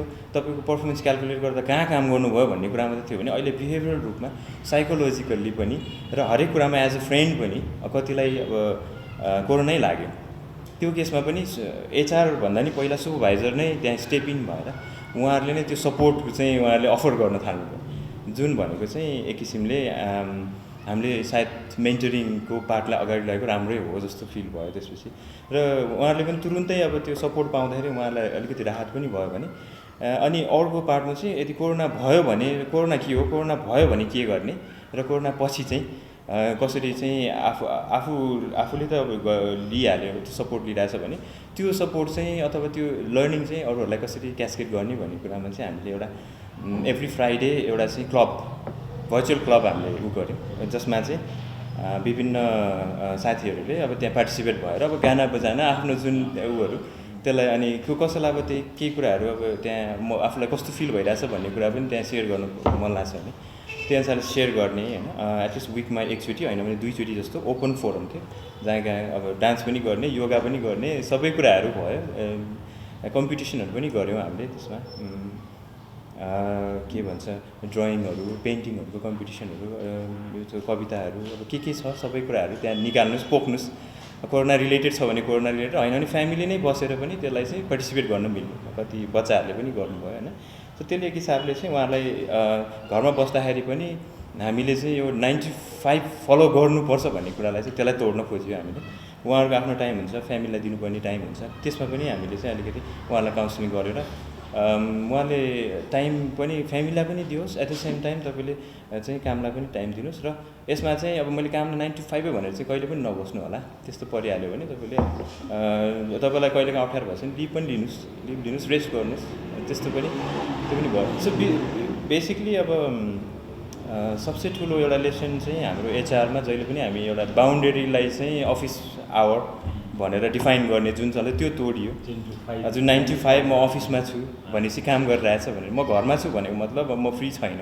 भनेपछि घरमा भने अब क्वेसन भनेको नेक्स्ट क्वेसन भनेको आर यु वर्किङ भनेर सोध्ने स्थिति आइपऱ्यो सो त्यो न्यू नर्मललाई हामीले चाहिँ अब धेरै हदसम्म एडप्ट गरेको छौँ होइन अब अहिले चाहिँ हामी ब्याक टु अफिस छौँ जहाँ सबैजना त आउनु भएको छैन तर एटलिस्ट 50%लाई हामीले चाहिँ मेन्टेन गरेर अफिसमा आएर काम गर्ने वातावरण त्यसरी बनाएको छौँ जहाँ चाहिँ यदि इमर्जेन्सी भयो अथवा कहिलेकाहीँ घरमा बस्दाखेरि त्यो कन्सन्ट्रेट गर्न सक्नु भएन भने you can come to the अफिसमा आउनुहोस् काम गर्नुहोस् होइन अनि त्यसपछि काम छैन अब घरबाटै गर्न सक्नुहुन्छ भने क्यारी अन त्यो हिसाबले एक किसिमको एउटा सेटअप एउटा राम्रै भइसकेको छ so we don't need to come to the office अहिले चाहिँ सो मान्छेहरू पनि ह्याप्पी नै छ कतिजना त अब अफिस कहिले खुल्छ पनि भन्नुहुन्छ नि कहिले खुल्छ र पनि भन्नुहुन्छ अब चाहिँ किन बानी पनि भइसक्यो सो बोथ वेबाट सबैलाई म्यानेज गर्दाखेरि चाहिँ सोफार अब एचआरको एउटा न्यू डाइमेन्सनल एउटा रोल जुन वाइडन भएको छ जसमा अब घरमा बसेको मान्छेलाई पनि हामीले चाहिँ मोनिटर एक्ज्याक्टली सो सबै हिसाबले चाहिँ उहाँहरूलाई सेवा दिनुपर्ने स्थिति हाम्रो तर्फबाट छ उहाँहरूको अब पर्फर्मेन्स इभ्यालुएट कसरी गर्ने भन्ने कुरा ठुलो च्यालेन्ज थियो होइन त्यो पनि सकियो भनौँ 1 वर्षमा अब सबैले नै गर्नुभयो होला सायद so it's new learning new चाहिँ हाम्रो लागि पनि एउटा च्यालेन्जेसको बावजुद पनि कामहरू गरिरहेको छ थ्याङ्क यू हामी सुरु गरिहाल्यौँ सबैको अफिस जानुपर्ने भयो होइन तपाईँ अफिसबाटै ब्याक टु अफिस जानुपर्ने भयो हामी चाहिँ पछिल्लो समय पेन्डेमिकमा चाहिँ ह्युमन रिसोर्सलाई कसरी म्यानेज गर्यो र नर्मल टाइममा पनि हाम्रो फेरि आफ्नै समस्याहरू छँदैछन् पहिलादेखि हाम्रो त्यो जिममै भएको नेपाली समाजको जिममै भएको समस्याहरू एक थरी छ एक थरी हाम्रा एक्सपेक्टेसन होइन बाहिरको हेरेर त्यो सबै छँदाछँदै यो अनटप अफ द्याट हाम्रो पेन्डेमिकले जुन किसिमको क्रिएट गरेको प्रब्लम त्यसमा चाहिँ कसरी म्यानेज गर्नु यहाँहरूले यहाँको अनुभव चाहिँ मान्छेहरूलाई सेयर गर्दा राम्रो हुन्छ भने हामी एक लट यता सकायौँ अब हामी यहाँबाट सुरु गर्छौँ अब यो कोभिड भएको त अब 1 year हुन लाग्यो होइन इनिसियली मार्चदेखि लकडाउन स्टार्ट हुँदाखेरि लकडाउन हुन अगाडि चाहिँ अभियसली सबै अर्गनाइजेसनमा यस्तै भयो होला lot of brainstorming lot of discussions on how do we carry on भन्ने कुरा होइन र that time I think most people here will agree with me. We were like looking at darkness. Okay? We were looking in a room that was totally dark. We don't know what lies ahead for us. But we tried to see what could be this scenario, what could be that scenario. Lockdown भइदिहाल्यो होइन अनि त्यसपछि work from home भन्ने कुरा त सुनेको थियो होइन हाम्रो पनि इन्टरनेसनल एनजिओ भए तापनि नेपालमा चाहिँ we don't work from home as such किनभने we prefer to work in the office होइन अब बाहिरतिर पो कतिवटा रिजन्सले हुन्छ हजुर अनि म्यानेजमेन्टलाई चाहिँ सबैभन्दा ठुलो च्यालेन्ज चाहिँ के थियो भने यो वर्क फ्रम होम गराउने कसरी एकातिर विनोदजीले भन्नुभएको जस्तै इन्डिभिजुअल्सहरूको वेलनेस छ तर at the other hand business has to go on how do we meet the goals the targets are there, how do we use these people to do that in this situation that we are in भनेर हेर्दाखेरि the first big challenge we felt was working from home. Okay, सबैलाई direction दिनु छ तर हामी आफैलाई नै थाहा छैन के गर्ने भन्ने. So the first thing we started doing is हाम्रो दो अब we have international offices, global offices भए तापनि त्यहाँको र हाम्रो लोकल स्ट्यान्डर्ड्स त म्याच हुँदैन हैन. सो एभ्रिथिङ इन्फ्रास्ट्रक्चरदेखि लिएर एडिसनल इन्टरनेट सर्भिस चाहिँ भनौँ हैन. अनि त्यसले गर्दाखेरि चाहिँ हामीले we had to prepare our own processing operating manuals र somehow we did manage to prepare it. Initially maybe we were हामी सबैजनाको ब्याकमा बसेर के गर्दैछ कसरी गर्दैछतिर लाग्यौँ होला हैन. कतिजना त गायब पनि हुनुभयो होला भने. So there were challenges from both sides. के सबैलाई how to make people feel comfortable, how to make people comfortable मात्रै हैन. यहाँनिर everyone was in the fear हैन. पहिला त यो अहिले पो तपाईँको कोभिड इज म्यानेजेबल जस्तै देखिन्छ भने पहिला त यो के हो अब यसले के गर्छ अब सबैजना मरि पो हाल्छ कि भन्ने खाले फियर पनि थियो. सो म्यानेजिङ पिपल्स माइन्डसेट र managing people's output was a huge challenge, but then yes, like Binodji said, we do have networking बाट we do check हैन कसले के गर्नु हुँदैछ भन्ने हिसाबले चाहिँ हामीले एकातिर how does work go on र अर्कोतिर चाहिँ how does हामीले अर्गनाइजेसनमा कसरी चाहिँ फर्स्ट थिङ चाहिँ कम्युनिकेसन कसरी कम्युनिकेसनमा बस्ने भनेर चाहिँ हामीले सर्टन सबैलाई अब इन्टरनेट वाज अ प्रब्लम घरिघरि मोबाइल डाटा चलाउनु पर्यो. सो हामीले त्यो कम्युनिकेसन अलाउन्सेस अलिकति बढाइदिउँ सबैलाई so that they can com in communication. अनि यो विकली मिटिङ्स भयो अनलाइन त एकदमै धेरै भयो. I'm sure every one will agree with it होइन. अनलाइन मिटिङ्सबाट त्यसपछि हामीले वेलनेस प्रोग्राम्सहरू पनि. अर्को च्यालेन्ज चाहिँ हाम्रो लागि एन्गेजमेन्ट विथ स्टाफ होइन. How to keep them in contact with the organisation होइन. किनभने engagement is such an important thing for the output of the organisation भन्दाखेरि चाहिँ हामीले एन्गेजमेन्टमा के गर्ने भन्दाखेरि डेफिनेटली अनलाइनबाट हामीले एक्टिभिटिज तपाईँको वेलनेस प्रोग्राम्स तपाईँको यो psychological sessions so many things say we did do these things which are very similar to I think everyone. And eventually partial lockdown हुँदाखेरि we had to decide कसरी गर्ने. अब हाम्रो त मेनली फिल्डमा वर्क हुन्छ फिल्डमा पठाउने नपठाउने त्यो अर्को च्यालेन्ज थियो होइन. हामीले कुनै बेलामा बाहिर भएकै हाम्रो फेरि offices only Nepal Kathmandu. So त्यसले गर्दाखेरि बाहिर त छैन हाम्रो स्टाफ र हामीले एडिसनल त्यहाँ बाहिरतिर कतिजना अरू संस्थाको स्टाफहरू जो चाहिँ अहिलेको सिचुएसनमा जबलेस भइरहेको होला होइन. हाम्रै खालि अर्गनाइजेसन भनेर चाहिँ उहाँहरूलाई चाहिँ हामीले कन्सल्टेन्टको रूपमा हायर गरेर युज गऱ्यौँ र यताबाट कम्युनिकेट गऱ्यौँ भने त्यो गर्दाखेरि हाम्रो स्टाफलाई कामको पनि त्यति टेन्सन भएन. At the same time they could get their work move forward भन्ने हिसाबले लग्यौँ. अनि त्यसपछि चाहिँ अहिले चाहिँ हामीले चाहिँ अफिस अझ पनि खोल्या चाहिँ छैनौँ. अफिस इज ओपन तर twice a week maximum twice a week भनेर यो विकबाट मात्रै हामीले गराएको छौँ. जसमा पनि कति स्टाफ त अझ पनि बाहिरै हुनुहुन्छ. अब पोखराको हेटौडाको कता कताको स्टाफहरू हुनुहुन्छ. तर I think it has not been so difficult भन्छु म. किनभने we do have so many online platforms. हामीले यो त्यसबाट नै हामीले धेरै कुरा सिक्यौँ होइन.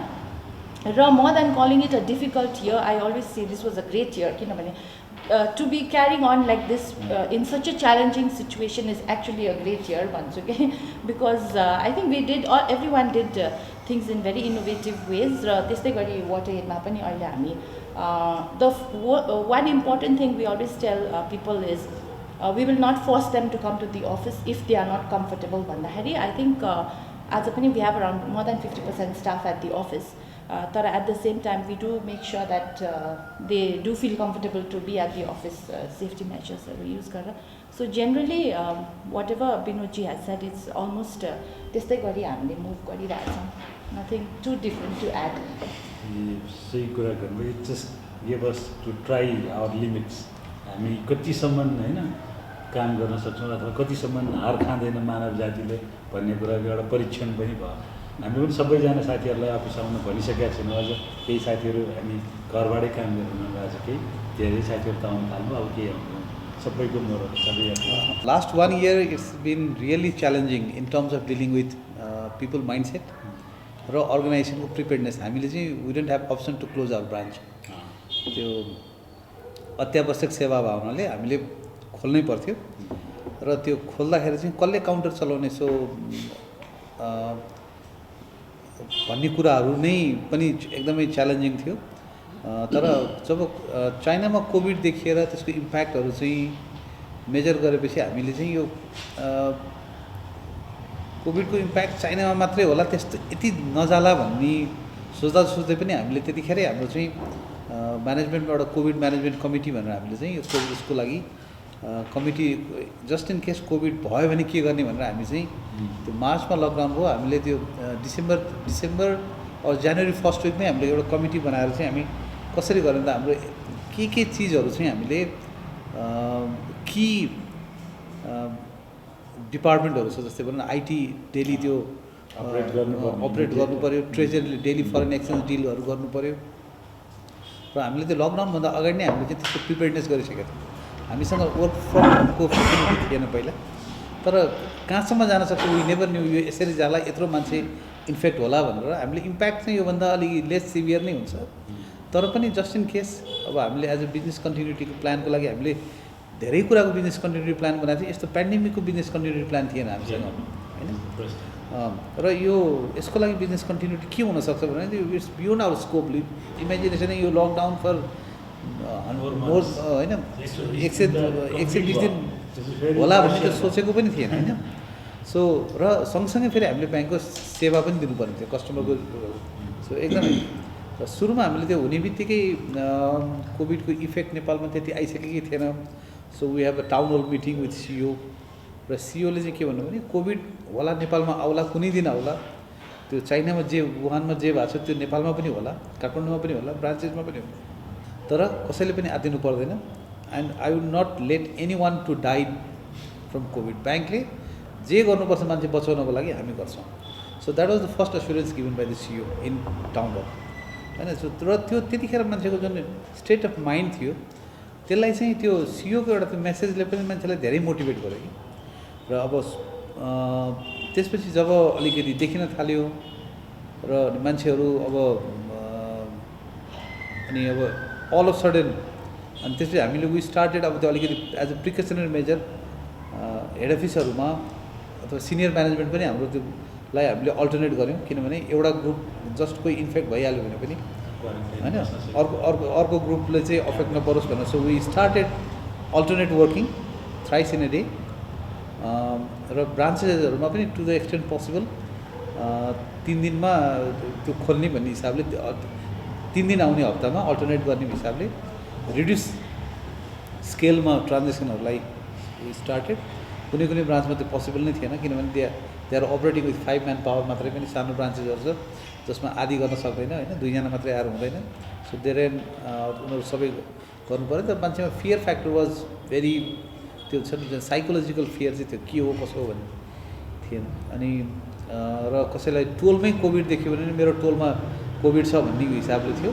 So then we had session with we had consultant doctor, उहाँले कोभिड के हो त्यो मास सार्सहरूदेखि लिएर हिस्ट्रीहरूको पेन्डेमिकको इफेक्टहरू कसरी प्रिकसनरी मेजरहरू हुन्छ होइन, हात धुने नछुने यो जुन अभोइड मेन फलो वुमेन भन्ने छ नि कोभिडकोमा आएको त्यो सबै कुराहरू चाहिँ हरू भयो। तर पनि त्यो मान्छेको हाम्रो इम्प्लोइको प्रिपेयर्डनेस थिएन।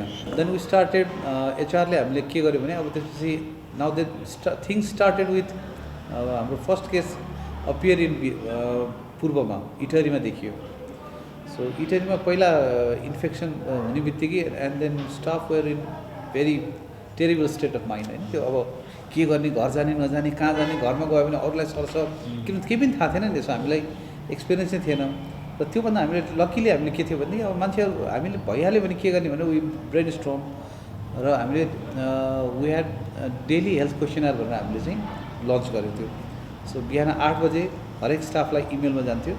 सो केही सिम्टम्सहरू फिल गरेको छ कि छैन भनेर चाहिँ त्यो क्वेसनरहरूमा त्यो हाम्रो WHO को सिम्टम्सहरू दिएकोहरू लिएर एचआरले डिजाइन गर्यो र त्यसमा चाहिँ र कोही कोभिड भएको मान्छेसँग कन्ट्याक्टमा आछ कि छैन भन्ने पनि हिसाबले चाहिँ त्यो क्वेसनरहरू थियो। फ्यामिलीमा कसैलाई छ कि छैन, सो 9-10वटा क्वेसनर सो द्याट उनीहरूको यदि इस्युज छ भनेदेखि चाहिँ इमिडिएटली एचआरमा स्केलेट हुने भयो। सीसी त्यो अटोमेटिक हामीले त्यसलाई अटोमेट गऱ्यौँ। सुपरभाइजरलाई उसले हेभ यु कन्ट्याक्ट विथ कोभिड-19 पेसेन्ट इन लास्ट 24 आवर भन्दाखेरि मेबी भन्ने बित्तिकै उसको सुपरभाइजरलाई पनि इमेल जाने र एचआरलाई पनि जाने। सो इमिडिएटली त्यो हुन्थ्यो हामी। सो त्यो 8 बजे सबैले गर्थे, 8 देखि 9 सम्म र 9:30 देखि अफिस। सो 9 बजे अनि हामी एचआरहरू सबै हेरेर चाहिँ कन्सल्टेट गरेर तिमीहरू अहिले नआऊ, घरमै बस्छ, काम गर। सो त्यसरी पनि त्यसरी म्यानेज गऱ्यौँ मान्छेको। तर वेन स्टार्टेड त्यसपछि ब्रान्चेसहरू अब नेपाल मेचीदेखि महाकालीसम्म 119 ब्रान्चेस। अब then it came to Birgunj. वीरगन्जमा हाम्रो लगभग मोर देन हाफ स्टाफहरू अफेक्टेड होइन। त्यतिखेरको अब त्यो इभेन्ट टाइममा दाइ मलाई यस्तो सास फेर्न गाह्रो भयो होइन, यता भयो भने हामीले चाहिँ के असुरेन्स भने त्यो एनी टाइम सास गर्न गाह्रो औषधि पाउन भने हामी हेलिकप्टरले पनि लिफ्ट गर्छौँ, डट वरी भन्ने हिसाबले एउटा त्यो साइकोलोजिकल पार्ट अस्युरेन्सहरू गऱ्यौँ। त्यो बिचमा हामीले डिफ्रेन्ट प्रोग्राम्सहरू रन गऱ्यौँ त्यो यो हेल्थ केयर एजेन्सीहरूसँग मिलेर होइन। कोभिडको इम्प्याक्ट के देखिएको छ, कस्तो हुन्छ, के हुनसक्छ, यो कुराहरू नर्मल हो, के कुरामा याद गर्नुहोस् भनेर भन्यौँ होइन। जतिखेर सुरुमा इम्प्याक्ट भएको थियो, बजारमा मास्क पनि पाउँदैन थियो होइन। सो हामीले इन्डियाबाट मास्क अर्डर गरेर हाम्रो एउटा कस्टमरले मास्क इम्पोर्ट गर्थ्यो। हाम्रो सबै स्टाफहरूलाई मास्क उसँग ब्याङ्कले किनेर मास्क र सेनिटाइजर किनेर हामीले हरेक ब्रान्चेसहरूमा जब स्टाफ थियो बजारमा मास्क नपाउँदाखेरि फ्यामिली एन्ड फ्यामिली मेम्बर्स भनेर चाहिँ 2-3वटा मास्क एउटा स्टाफहरूलाई दियौँ होइन। त्यो 1-2 लट गऱ्यौँ, पछि मास्क एभाइलेबल भयो। सो त्यो प्रिकसनरी मेजर्सहरू र त्यो एचआरको रोल भनेको चाहिँ त्यतिखेर चाहिँ के भनेदेखि यो किनभने कसैलाई पनि थाहा छैन के गर्ने भन्ने पनि थाहा छैन, कन्फ्युजन छ, एउटा डिसिजन लिनुपर्थ्यो। सो अलमोस्ट 18 to 20 आवर्स चाहिँ एचआर एक्टिभ हुन्थ्यो हाम्रो। सो वी वर्क त्यसरी हामीले भाइहरूमा सबै टिम मिल्यो कि ल क्वेसन ऊहरू आयो भने इमेलहरू आउने बित्तिकै रेस्पोन्ड गर्ने टाइम कति मिनटमा रेस्पोन्ड हुनुपर्छ, सो द्याट एचआरले भोलिपल्ट मात्रै गऱ्यो भने होइन। मान्छेलाई अहिले अप्ठ्यारो भइरहेछ भनेदेखि त्यो मिनिमम 15 मिनट्स टाइममा चाहिँ रेस्पोन्ड हुनु पऱ्यो म्याक्सिमम् भन्यो। So we work 20 hours in a day त्यो सिट बनाएर काम गऱ्यौँ। र त्यसले चाहिँ एउटा के दियो भनेदेखि हामीले धेरै चिजहरू चाहिँ जुन अहिले मैले प्री कोभिड र पोस्ट कोभिडको उसमा हेऱ्यो भनेदेखि अब banking is a different ball game. हामीले अनलाइन अकाउन्ट ओपनिङ 2011 में स्टार्ट गरेका थियौँ। द्याट बिकेम पपुलर इन 2020 होइन। किनभने मान्छेको त्यो हामी क्यासबाट जुन चेकको ट्रान्जेक्सनमा जाँदाखेरि प्याराडाइम सिफ्ट हुनु पर्थ्यो नि। किनभने क्यासले भने त पैसा मेरो हातमा आइ नै हाल्यो, चेक त बााउन्स हुन्छ कि होइन त्यो। अनि हामी त्यस्तै गरी यो अहिले जुन हामी भर्चुअल मोडको ट्रान्जेक्सन्सहरू होइन र अथवा ब्याङ्क जे पनि ब्याङ्कमै जाने त्यो कुराहरू चाहिँ अब मान्छेले त अब के भयो भने क्यासले पनि भाइरस क्यारी गर्छ। सो टेलर वर अफ्रेड होइन। हामीले टेलरहरूलाई हाम्रो सबै टेलरहरूलाई हामीले यहाँ भक्तपुर एउटा फ्याक्ट्री रहेछ, त्यहाँ पिपिई नपाएर हाम्रो टेलरहरू काम गर्न नआउन हामी सक्दैनौँ। त्यही कसरी हुन्छ भने हामीले पिपिई अर्डर गरेर सबै टेलरलाई पिपिई सेट लगाएर चाहिँ उनीहरूलाई काम गर्न लगायो। किनभने हामीले क्लोज गर्ने अप्सनै छैन। सो त्यो क्यास कसरी गर्ने, चिम्टाले समेत क्यास काम गर्यो होइन। सो तर त्यो सरप्राइज लकडाउन भएको छ, तर हाम्रो टेलरहरू एकदमै भिड हुने, काउन्टर भिड हुने होइन। त्यो जहाँ सोसियल डिस्टेन्सिङ गर्नुपर्ने त्यो च्यालेन्जेसहरू पनि थियो। पहिला काठमाडौँमा केही ब्रान्च गऱ्यौँ, बिस्तारै अलिकति हाम्रो त्यो एक्सपिरियन्स बढ्दै गएपछि अलिक ब्रान्च बढ्दै गयो। हामी पछि अब अहिले चाहिँ we are 100% people back to work with full strength होइन। So no one is working from home. तर हामी यो इन द मिन टाइम हामी हाम्रो ब्याक अफिस युनिटहरू इन्टायरली वर्किङ फ्रम होमको मोडलमा जानलाई रेडी भयो इन बिट्विनमा। त्यो बिचमा हामीले धेरै जस्तो घरमा बस्दाखेरि धेरैहरू प्रोडक्टहरू डेभलपमेन्ट गर्न सक्यौँ। त्यो एचआर पार्टहरूबाट चाहिँ जुन हामीले इम्प्लोइ इङ्गेज गर्नको लागि lot of training and development इन्टरभेन्सन्सहरू अनलाइन मोडलहरूबाट हामीले सुरु गऱ्यौँ। हाम्रो फ्राइडे फोरम भन्ने सुरु गऱ्यौँ। सो शिव खेराहरू जस्तो स्पिकरहरूलाई अब त्यो जुन शिव खेरालाई नेपालमै बोलाएर प्रोग्राम गर्न गाह्रो हुन्थ्यो होइन। So they are also available online होइन। त्यो लट अफ इन्टरनेसनल स्पिकर्सहरूको चाहिँ प्रोग्रामहरू गऱ्यौँ। र त्यो भनौँ न त्यो इम्प्लोइको आजको लेभलको जुन प्रिपेयर्डनेस छ, जुन हिसाबले जुन सुरुको फियर फ्याक्टर छ होइन, र अहिलेको हिसाबले हेर्ने भनेदेखि त्यो ठुलो प्याराडाइम सिफ्ट भएको छ कि। मान्छेहरू पहिला चाहिँ अब मरिन्छ कि नि भनेर डराउँथ्यो, अब चाहिँ नमरिँदो रहेछ भने हामीसँग हरेक दिन इम्प्लोइहरू कसैलाई कोभिड इन्फेक्सन छ भनेदेखि हामीले इमिडिएट लिएर उनीहरूलाई के गर्ने, कुन हस्पिटल जाने, हस्पिटलसँग अरेन्जमेन्टहरू गऱ्यौँ होइन। सो नेपालभरिको हस्पिटलहरूसँग अरेन्जमेन्ट गऱ्यौँ।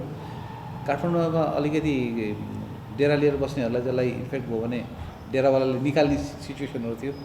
हामी होटलसँग अरेन्जमेन्ट गरेर त्यहाँ होटलमा त्यो उसमा आइसोलेसनमा पहिला सुरुमा त हस्पिटल लान्थ्यो, पछि त आइसोलेसनमा बस्ने होटलसँगको अरेन्जमेन्टहरू गऱ्यौँ। हाम्रो 300+ इम्प्लोइजहरू इन्फेक्टेड र त्यसमा के अरे हाम्रो ब्याङ्कले त्यो जुन PCR टेस्ट गर्ने नै 45 लाख जति त हाम्रो PCR टेस्टकै एक्सपेन्सेसहरू भएको छ, जुन ब्याङ्कले आफ्नो ब्याङ्कले बियर गरिदियो। Few staff were hospitalise, the entire cost was born by the bank.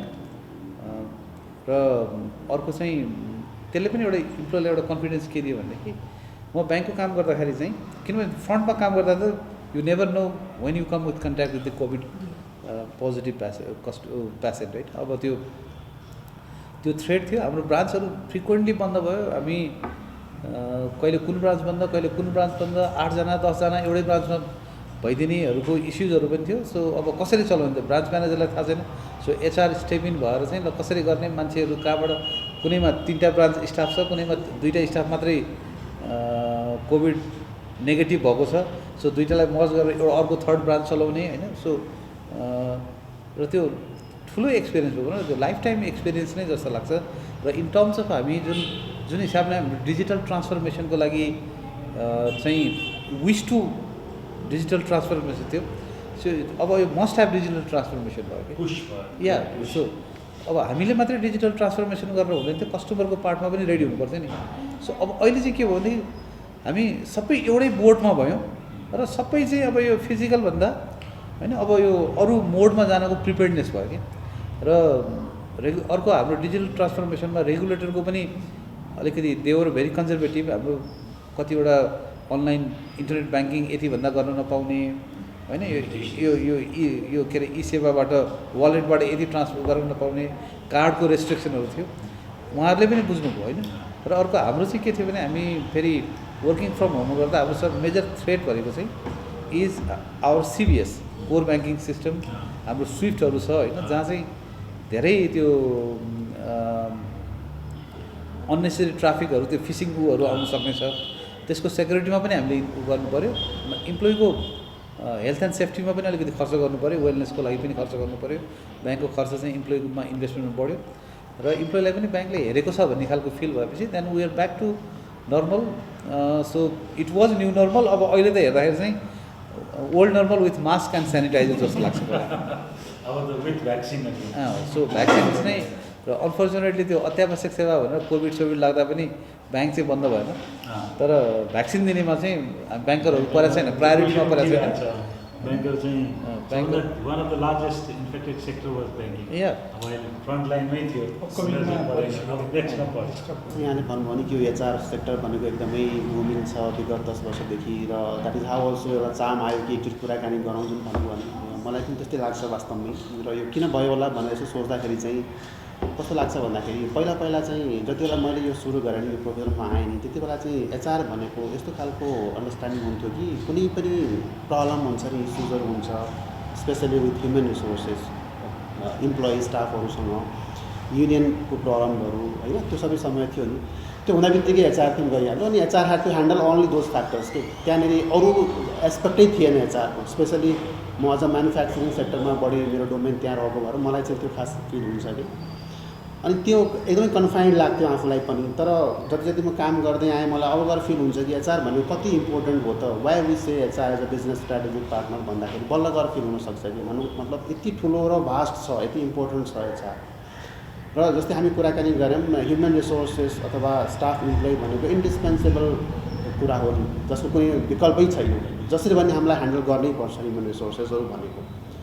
र जति समय अब यो अगाडिको डिफ्रेन्ट च्यालेन्जेसहरू छ त्यति नै ह्युमन साइकोलोजी अथवा माइन्डसेटलाई ह्यान्डल गर्न त्यति नै गाह्रो भइरहेछ। That is how HR importance is growing कि है, मलाई त्यो पनि लाग्यो। र यो ह्यान्डल गर्ने क्रममा सजिलो अप्ठ्यारो भनेको मलाई कस्तो लाग्यो भन्दाखेरि यो अर्गनाइजेसनको कल्चर, अर्गनाइजेसनको प्र्याक्टिसहरू, how we value our people होइन। कतिपय ठाउँमा इम्प्लोइको भोइस सुनिँदैन अथवा कतिपय कुराहरू जस्ट भनिन्छ, we do not listen to them होइन। सो त्यसले गर्दाखेरि पनि फरक पार्दो रहेछ कि जस्तो मलाई लाग्छ कि होइन। र फर्चुनेटली म कतिपय यस्तो वेल अर्गनाइजेसनमा काम गर्ने मौका पाएँ जसले गर्दाखेरि मैले त्यो कुरा फिल गर्न सकेँ, देख्न सकेँ, बुझ्न सकेँ र अहिले आएर मैले त्यो प्र्याक्टिस पनि गरिरहेको छु र यसले कतिपय कुराहरू राम्रो इम्प्याक्ट ल्याएको पनि म फिल गर्छु र मैले लगायत मेरो बोर्ड मेम्बरले पनि फिल गर्नुहुन्छ yes this is something that is been done good and then it is impacting good to the business. Ultimately हामीले जे गरे पनि यसले बिजनेसलाई इम्प्याक्ट पार्नु पऱ्यो नि त। That is how we are a business partner नि, अदरवाइज त कसरी बिजनेस पार्टनर भइन्छ र। सो अब कोभिडकै सन्दर्भमा कुरा भएको भएर यसमा कुरा गर्नु पर्दाखेरि चाहिँ वास्तवमा हामीलाई त्यति धेरै डिफिकल्टिज फिलै भएन कि वास्तवमा होइन। हालाकि यहाँनिर सेयर गरेँ भन्दा अलिकति फरक छ हाम्रो सेटअप चाहिँ, because we deal with a manufacturing setup जहाँनिर फिजिकल प्रेजेन्स इज मस्ट र खाद्यान्न पनि हो हाम्रो एउटा business. One of the division is खाद्यान्न फुड र फुडमा जति पनि फ्याक्ट्री सेटअपहरू छ त्यो एउटा एसेन्सियल पनि हो र फ्याक्ट्री सेटअपमा फिजिकल प्रेजेन्स नभइकन उत्पादन त हुन सक्दैन। र त्यस्तो केसमा पनि मलाई अचम्म लाग्यो कि हाम्रो स्टाफ तपाईँहरू घर बस्नुहोस्, अहिले नआउनुहोस् अफिस अथवा ठिक छ काम मिलामला भन्दाखेरि पनि स्टाफ भन्छ होइन सर मेरो त काम बिग्रिन्छ म त आउँछु, केही हुँदैन मलाई। So they are that much loyal. अब कुन फ्याक्टर कसरी ड्राइभ भयो भन्ने कुरा एकदमै एउटा बुझ्नुपर्ने कुराहरू छ। कतिपय ठाउँमा च्यालेन्ज भयो जस्तो हामी पनि सेयर गऱ्यौँ नि कि स्टाफहरू they are feeling very much afraid होइन, इन्सेक्योर के होला कसो होला भन्ने ठाउँमा हामीलाई घर बस्नमा गाह्रो भयो। होइन हामी आउँछौँ सर केही हुँदैन होइन, हामी आउँछौँ काम गर्छौँ, नभए मेरो काम पेन्डिङ रहन्छ, मेरो काम बिग्रिन्छ। So that sort of mindset see that is the difference के कसरी आयो भन्ने कुरामा yes we take care of our people होइन। एउटा कल्चर त्यस्तो खालको बनेको छ कि त्यो फिल ओनरसिप, मेरो काम हो मैले गर्नुपर्छ, गरेन भने मेरो काम बिग्रिन्छ भन्ने खालको एउटा फिलिङले गर्दा पनि त्यो आयो होला। र फिजिकल प्रेजेन्स चाहिए भएको भएर पनि हामीले धेरै दिन चाहिँ बन्द गर्न सकेनौँ र एसेन्सियल आइटम पनि परेको हुनाले चाहिँ हामीले जति पनि सेफ्टी प्रिकसन्सहरू लिन सकिन्छ नि त्यो कुरामा हामीले बढी फोकस गऱ्यौँ।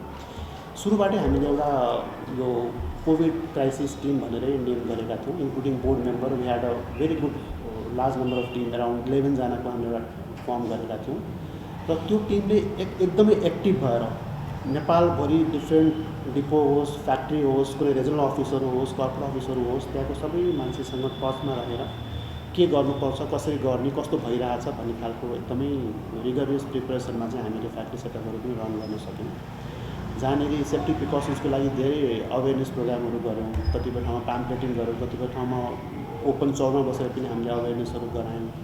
सेफ्टीको लागि जस्तै यहाँले पनि भन्नुभयो हामीले पनि कहाँ कहाँबाट त्यो मास्क मगाएर हामीले एकदम लार्ज क्वान्टिटीमा मास्कहरू डिस्ट्रिब्युट गऱ्यौँ, सेनिटाइजर यो त्यो सबै कुरा गऱ्यौँ र टचवुड भगवान्को कृपाले त्यस्तो धेरै प्रब्लमहरू हामीलाई भएन र कतिपय प्रब्लमहरू भए तापनि होम आइसोलेसनमा म्यानेज भयो। जुन चिज म्यानेज हुन सकेन, हस्पिटलाइज गर्नु पऱ्यो भनेदेखि त्यो कुरा पनि हामीले टेक केयर गऱ्यौँ, for which we have to spend lot of amount. कम्पनीले त्यो कुरा पनि एकदमै मजाले राम्रोसँग गऱ्यो होइन। र कतिपय अवेरनेसको लागि हामीले यो ग्रुप इमेलहरू क्रिएट गऱ्यौँ। इमेलहरू आइडीहरू जति पनि अफिसियल आइडीहरू छ यसलाई ग्रुपमा राखेर जति पनि यो आउँछ नि WHO को होस्, नेपाल गभर्मेन्टको स्वास्थ्य मन्त्रालयको पनि कम्युनिकेसन्सहरू होस् अथवा इन जेनरल जति पनि राम्रो यो प्र्याक्टिसनर मेडिकल प्र्याक्टिसनरले जति पनि कुराहरू सेयर गर्नुहुन्छ त्यो कुराहरू पनि हामीले इम्प्रोलाई एकदमै कन्टिन्युसली फ्लो गरायौँ ताकि उहाँहरूलाई त्यो चेतना रहोस् होइन, त्यो प्र्याक्टिस गरोस्, सेफ्टी प्र्याक्टिसहरू गरोस् र त्यस्तो खालको प्रब्लम नहोस् भनेर त्यो कुराहरू पनि हामीले गऱ्यौँ। In the meantime virtual सेसनहरू गऱ्यौँ तर भर्चुअल सेसनमा त्यति युज टु चाहिँ सायद अझै भएको छैन रहेछौँ कि, मतलब they do not feel that comfortable. अनि कहाँ जोड्ने के जोड्ने मेरोमा हुन्छ कि हुँदैन, कसैको इन्टरनेट प्रब्लम आयो होइन, कसैलाई त्यो जोड्न आएन, हुन्छ नि जो they are not used to. खास गरिकन फ्याक्ट्री सेटअपमा चाहिँ अलिकति गाह्रो हुँदो रहेछ, कर्पोरेट अफिसमा त ठिकै छ, म्यानेजेबल हुँदो रहेछ होइन।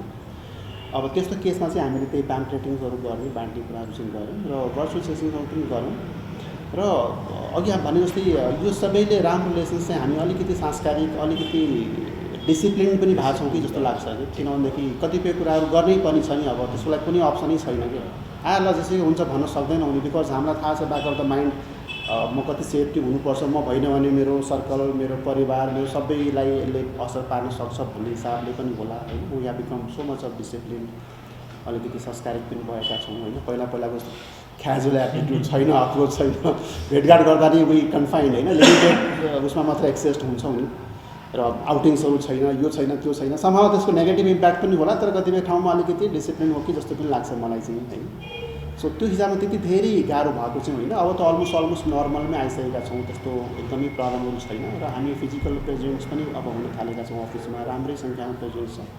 एकदमै घरबाट काम गरेर हुने विशेष गरिकन आइटीहरू यस्तो यस्तो डिपार्टमेन्टले मात्रै गरेको छ, नभएदेखि फिजिकल प्रेजेन्स हामीलाई छैन। तर हामीले अफिसमा पनि अफिस स्पेसिङहरूबाट लिएर फुडिङको लागि के टेक केयर गर्नुपर्छ होइन, अरू बेसिक जुन टोइलेट्रिजबाट लिएर हरेक कुराहरूमा चाहिँ त्यसमा चाहिँ अलिकति राम्रोसँग ध्यान दिएर चाहिँ क्यारी आउट गरेका छौँ होइन।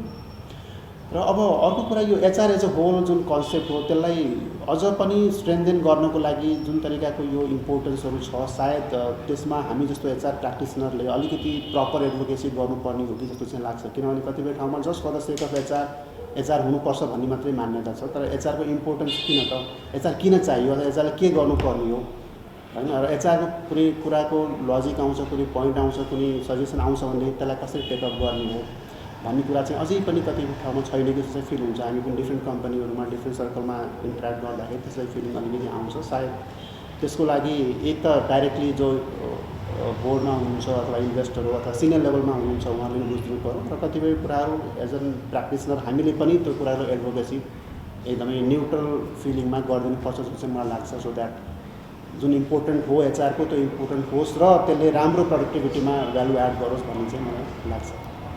Thank you. अब हामीसँग थोरै टाइम भएर म एउटा मात्र क्वेसन चाहिँ पहिला थ्रो गर्छु, त्यसको छोटो एन्सर दिनुभयो भने हुन्छ, अनि सिरियली हामी सघाउँला। किनभने सबैको फेरि लन्च टाइममा आउँदा सबैजनालाई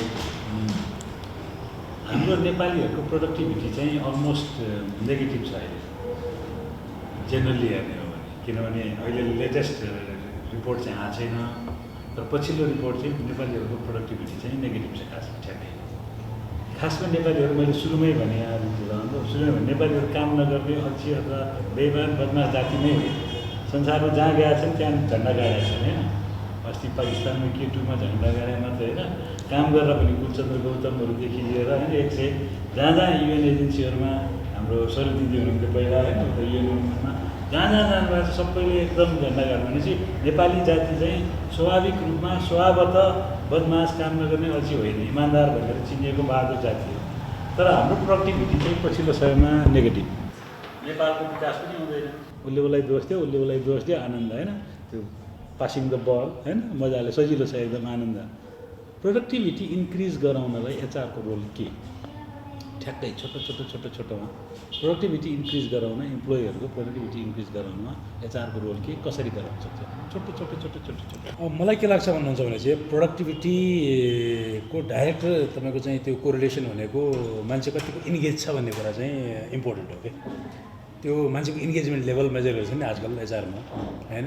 त्यो मान्छेको कतिको इन्गेज छ तपाईँको चाहिँ, किनभने फिजिकल प्रेजेन्स भएर होइन, बिहान तपाईँको चाहिँ 8 बजे आउने या तपाईँको राति 10 बजे जाने, तपाईँको त्यो खासै मिनिङ राख्दैन।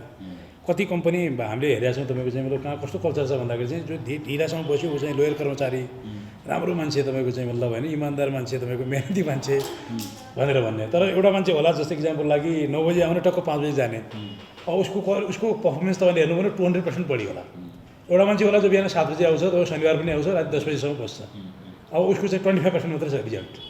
अब हामीले डिफाइन कसरी गर्ने त्यसलाई चाहिँ मतलब कसले राम्रो काम गरिरहेको छ कसले, त्यसैले प्रोडक्टिभिटी मेजर गर्ने होइन। हामीसँग चाहिँ मतलब सिस्टम, हामीले चाहिँ एचआरले त्यो सिस्टम चाहिँ डिफाइन गरिदिनु पऱ्यो नम्बर 1 होइन। किनभने धेरै जस्तो कम्पनीमा के छ भन्दाखेरि चाहिँ सुरुमै तपाईँको चाहिँ मतलब मान्छेलाई हायर गर्दाखेरि या बिगिनिङ अफ द इयर भनौँ, पुरानै मान्छे भयो भने पनि बिगिनिङ अफ द इयरमै तपाईँको चाहिँ मतलब तपाईँको यो KRA KPI तपाईँको स्मार्ट गोल यो है, तपाईँले चाहिँ यो एचिभ गर्नुपर्छ भनेर भन्ने र सुरुमै त्यसलाई कन्फाइन गरिदिने होइन। र त्यो स्मार्ट पनि हुनु पऱ्यो, एचिभेबल सबै चिज हुनु पऱ्यो, त्यो चाहिँ त्यतिकै दिने कुरा नै आएन होइन। र त्यसको लागि के चाहिन्छ तपाईँको रिसोर्स, के सपोर्ट चाहिन्छ होइन। र हामी चाहिँ मतलब कहाँनिर चुकेका छौँ as a company, as a manager, as a supervisor, as a HR supporting department, त्यो सबै कुराहरू चाहिँ मलाई हेर्ने। र त्यसको इयर एन्डमा गएर तपाईँको चाहिँ वर्षको अन्तिममा गएर एकचोटि तपाईँको चाहिँ मतलब गएर तपाईँले गर्न सक्नु भएन छ भनेर भन्यो भने 1 वर्ष गयो नि त हाम्रो।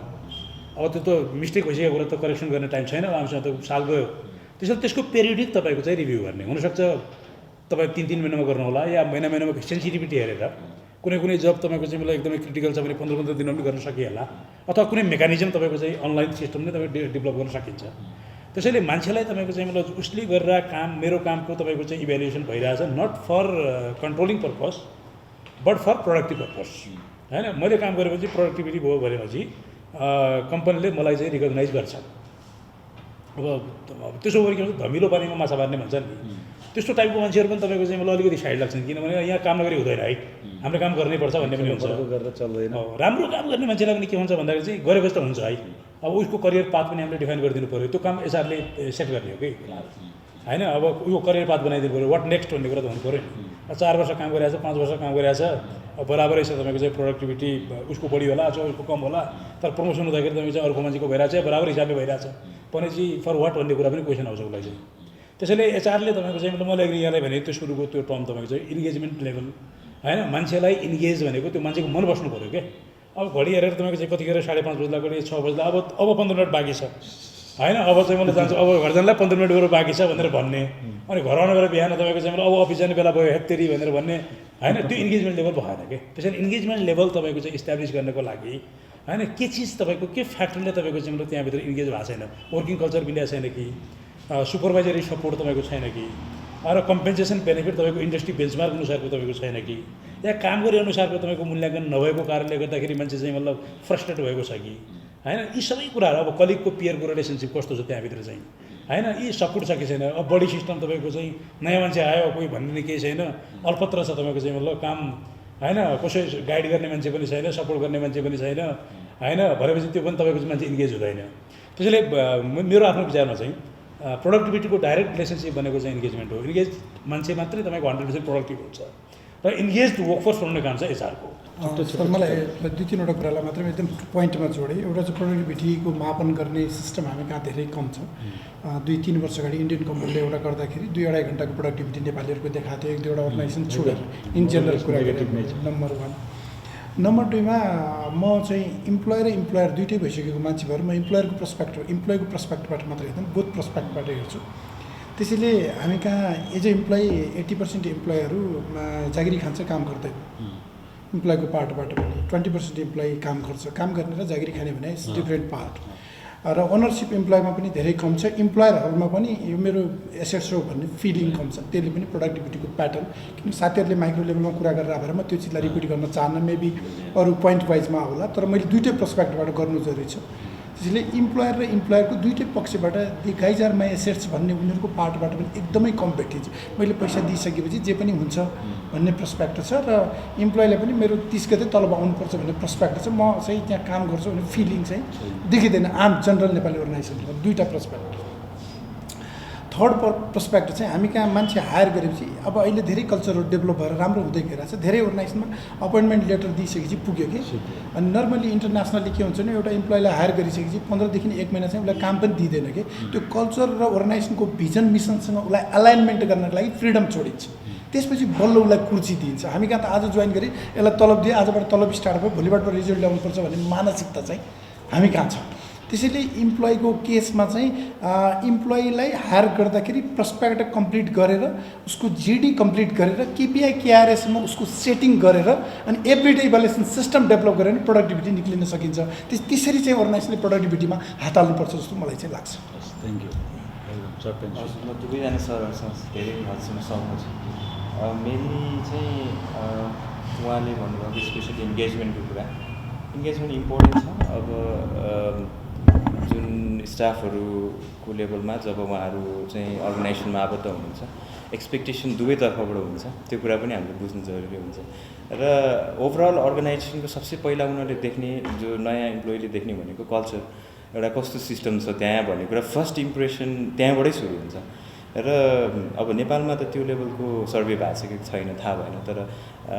हामीले जब पढ्दाखेरि चाहिँ के भनिन्थ्यो भने अलमोस्ट 17 to 20% चाहिँ 1 वर्षभित्रमै स्टाफहरूले छोड्ने कारण चाहिँ मेन यो जुन अनबोर्डिङको जुन सिस्टममा त्यो ल्याकिङले गर्दाखेरि हो भनेर पनि भनिन्छ सो ओभरअल कल्चरको कुरा एउटा आयो आफ्नोपन एउटा दिने उसलाई उसको कुरालाई भ्याल्यु गर्ने अनि at the same time value मात्रै होइन कि उसबाट उसको के कुरा चाहिँ राम्रो छ र त्यो कुरालाई एप्रिसिएट गर्ने र त्यो कुरालाई नै उसलाई चाहिँ मोटिभेट गरेर उसको रोललाई अझै वाइडनिङ गर्ने हो कि अनि सबैजना मान्छेको एउटै रोलमा पनि विभिन्न स्किल्सहरू हुन्छ त्यो कुरालाई हामीले मेजर गर्ने त्यो अलिकति त्यो एउटा चाहिँ इम्पोर्टेन्ट छ जस्तो लाग्छ जहाँसम्म लाग्छ अब हामी नन प्रफिट अर्गनाइजेसनमा काम गर्छौँ हाम्रो लागि टार्गेट भनेको सेल्स जस्तो टार्गेट हुँदैन यो महिनामा यति एउटा बिकाउ भनेपछि and then you are a good performer भन्ने हुँदैन सो हाम्रोमा चाहिँ एउटा त्यो च्यालेन्ज जहिले पनि रहिरहेको छ कि हाम्रोमा धेरै जस्तो चाहिँ हामी फिल्ड लेभलमा काम गर्छौँ।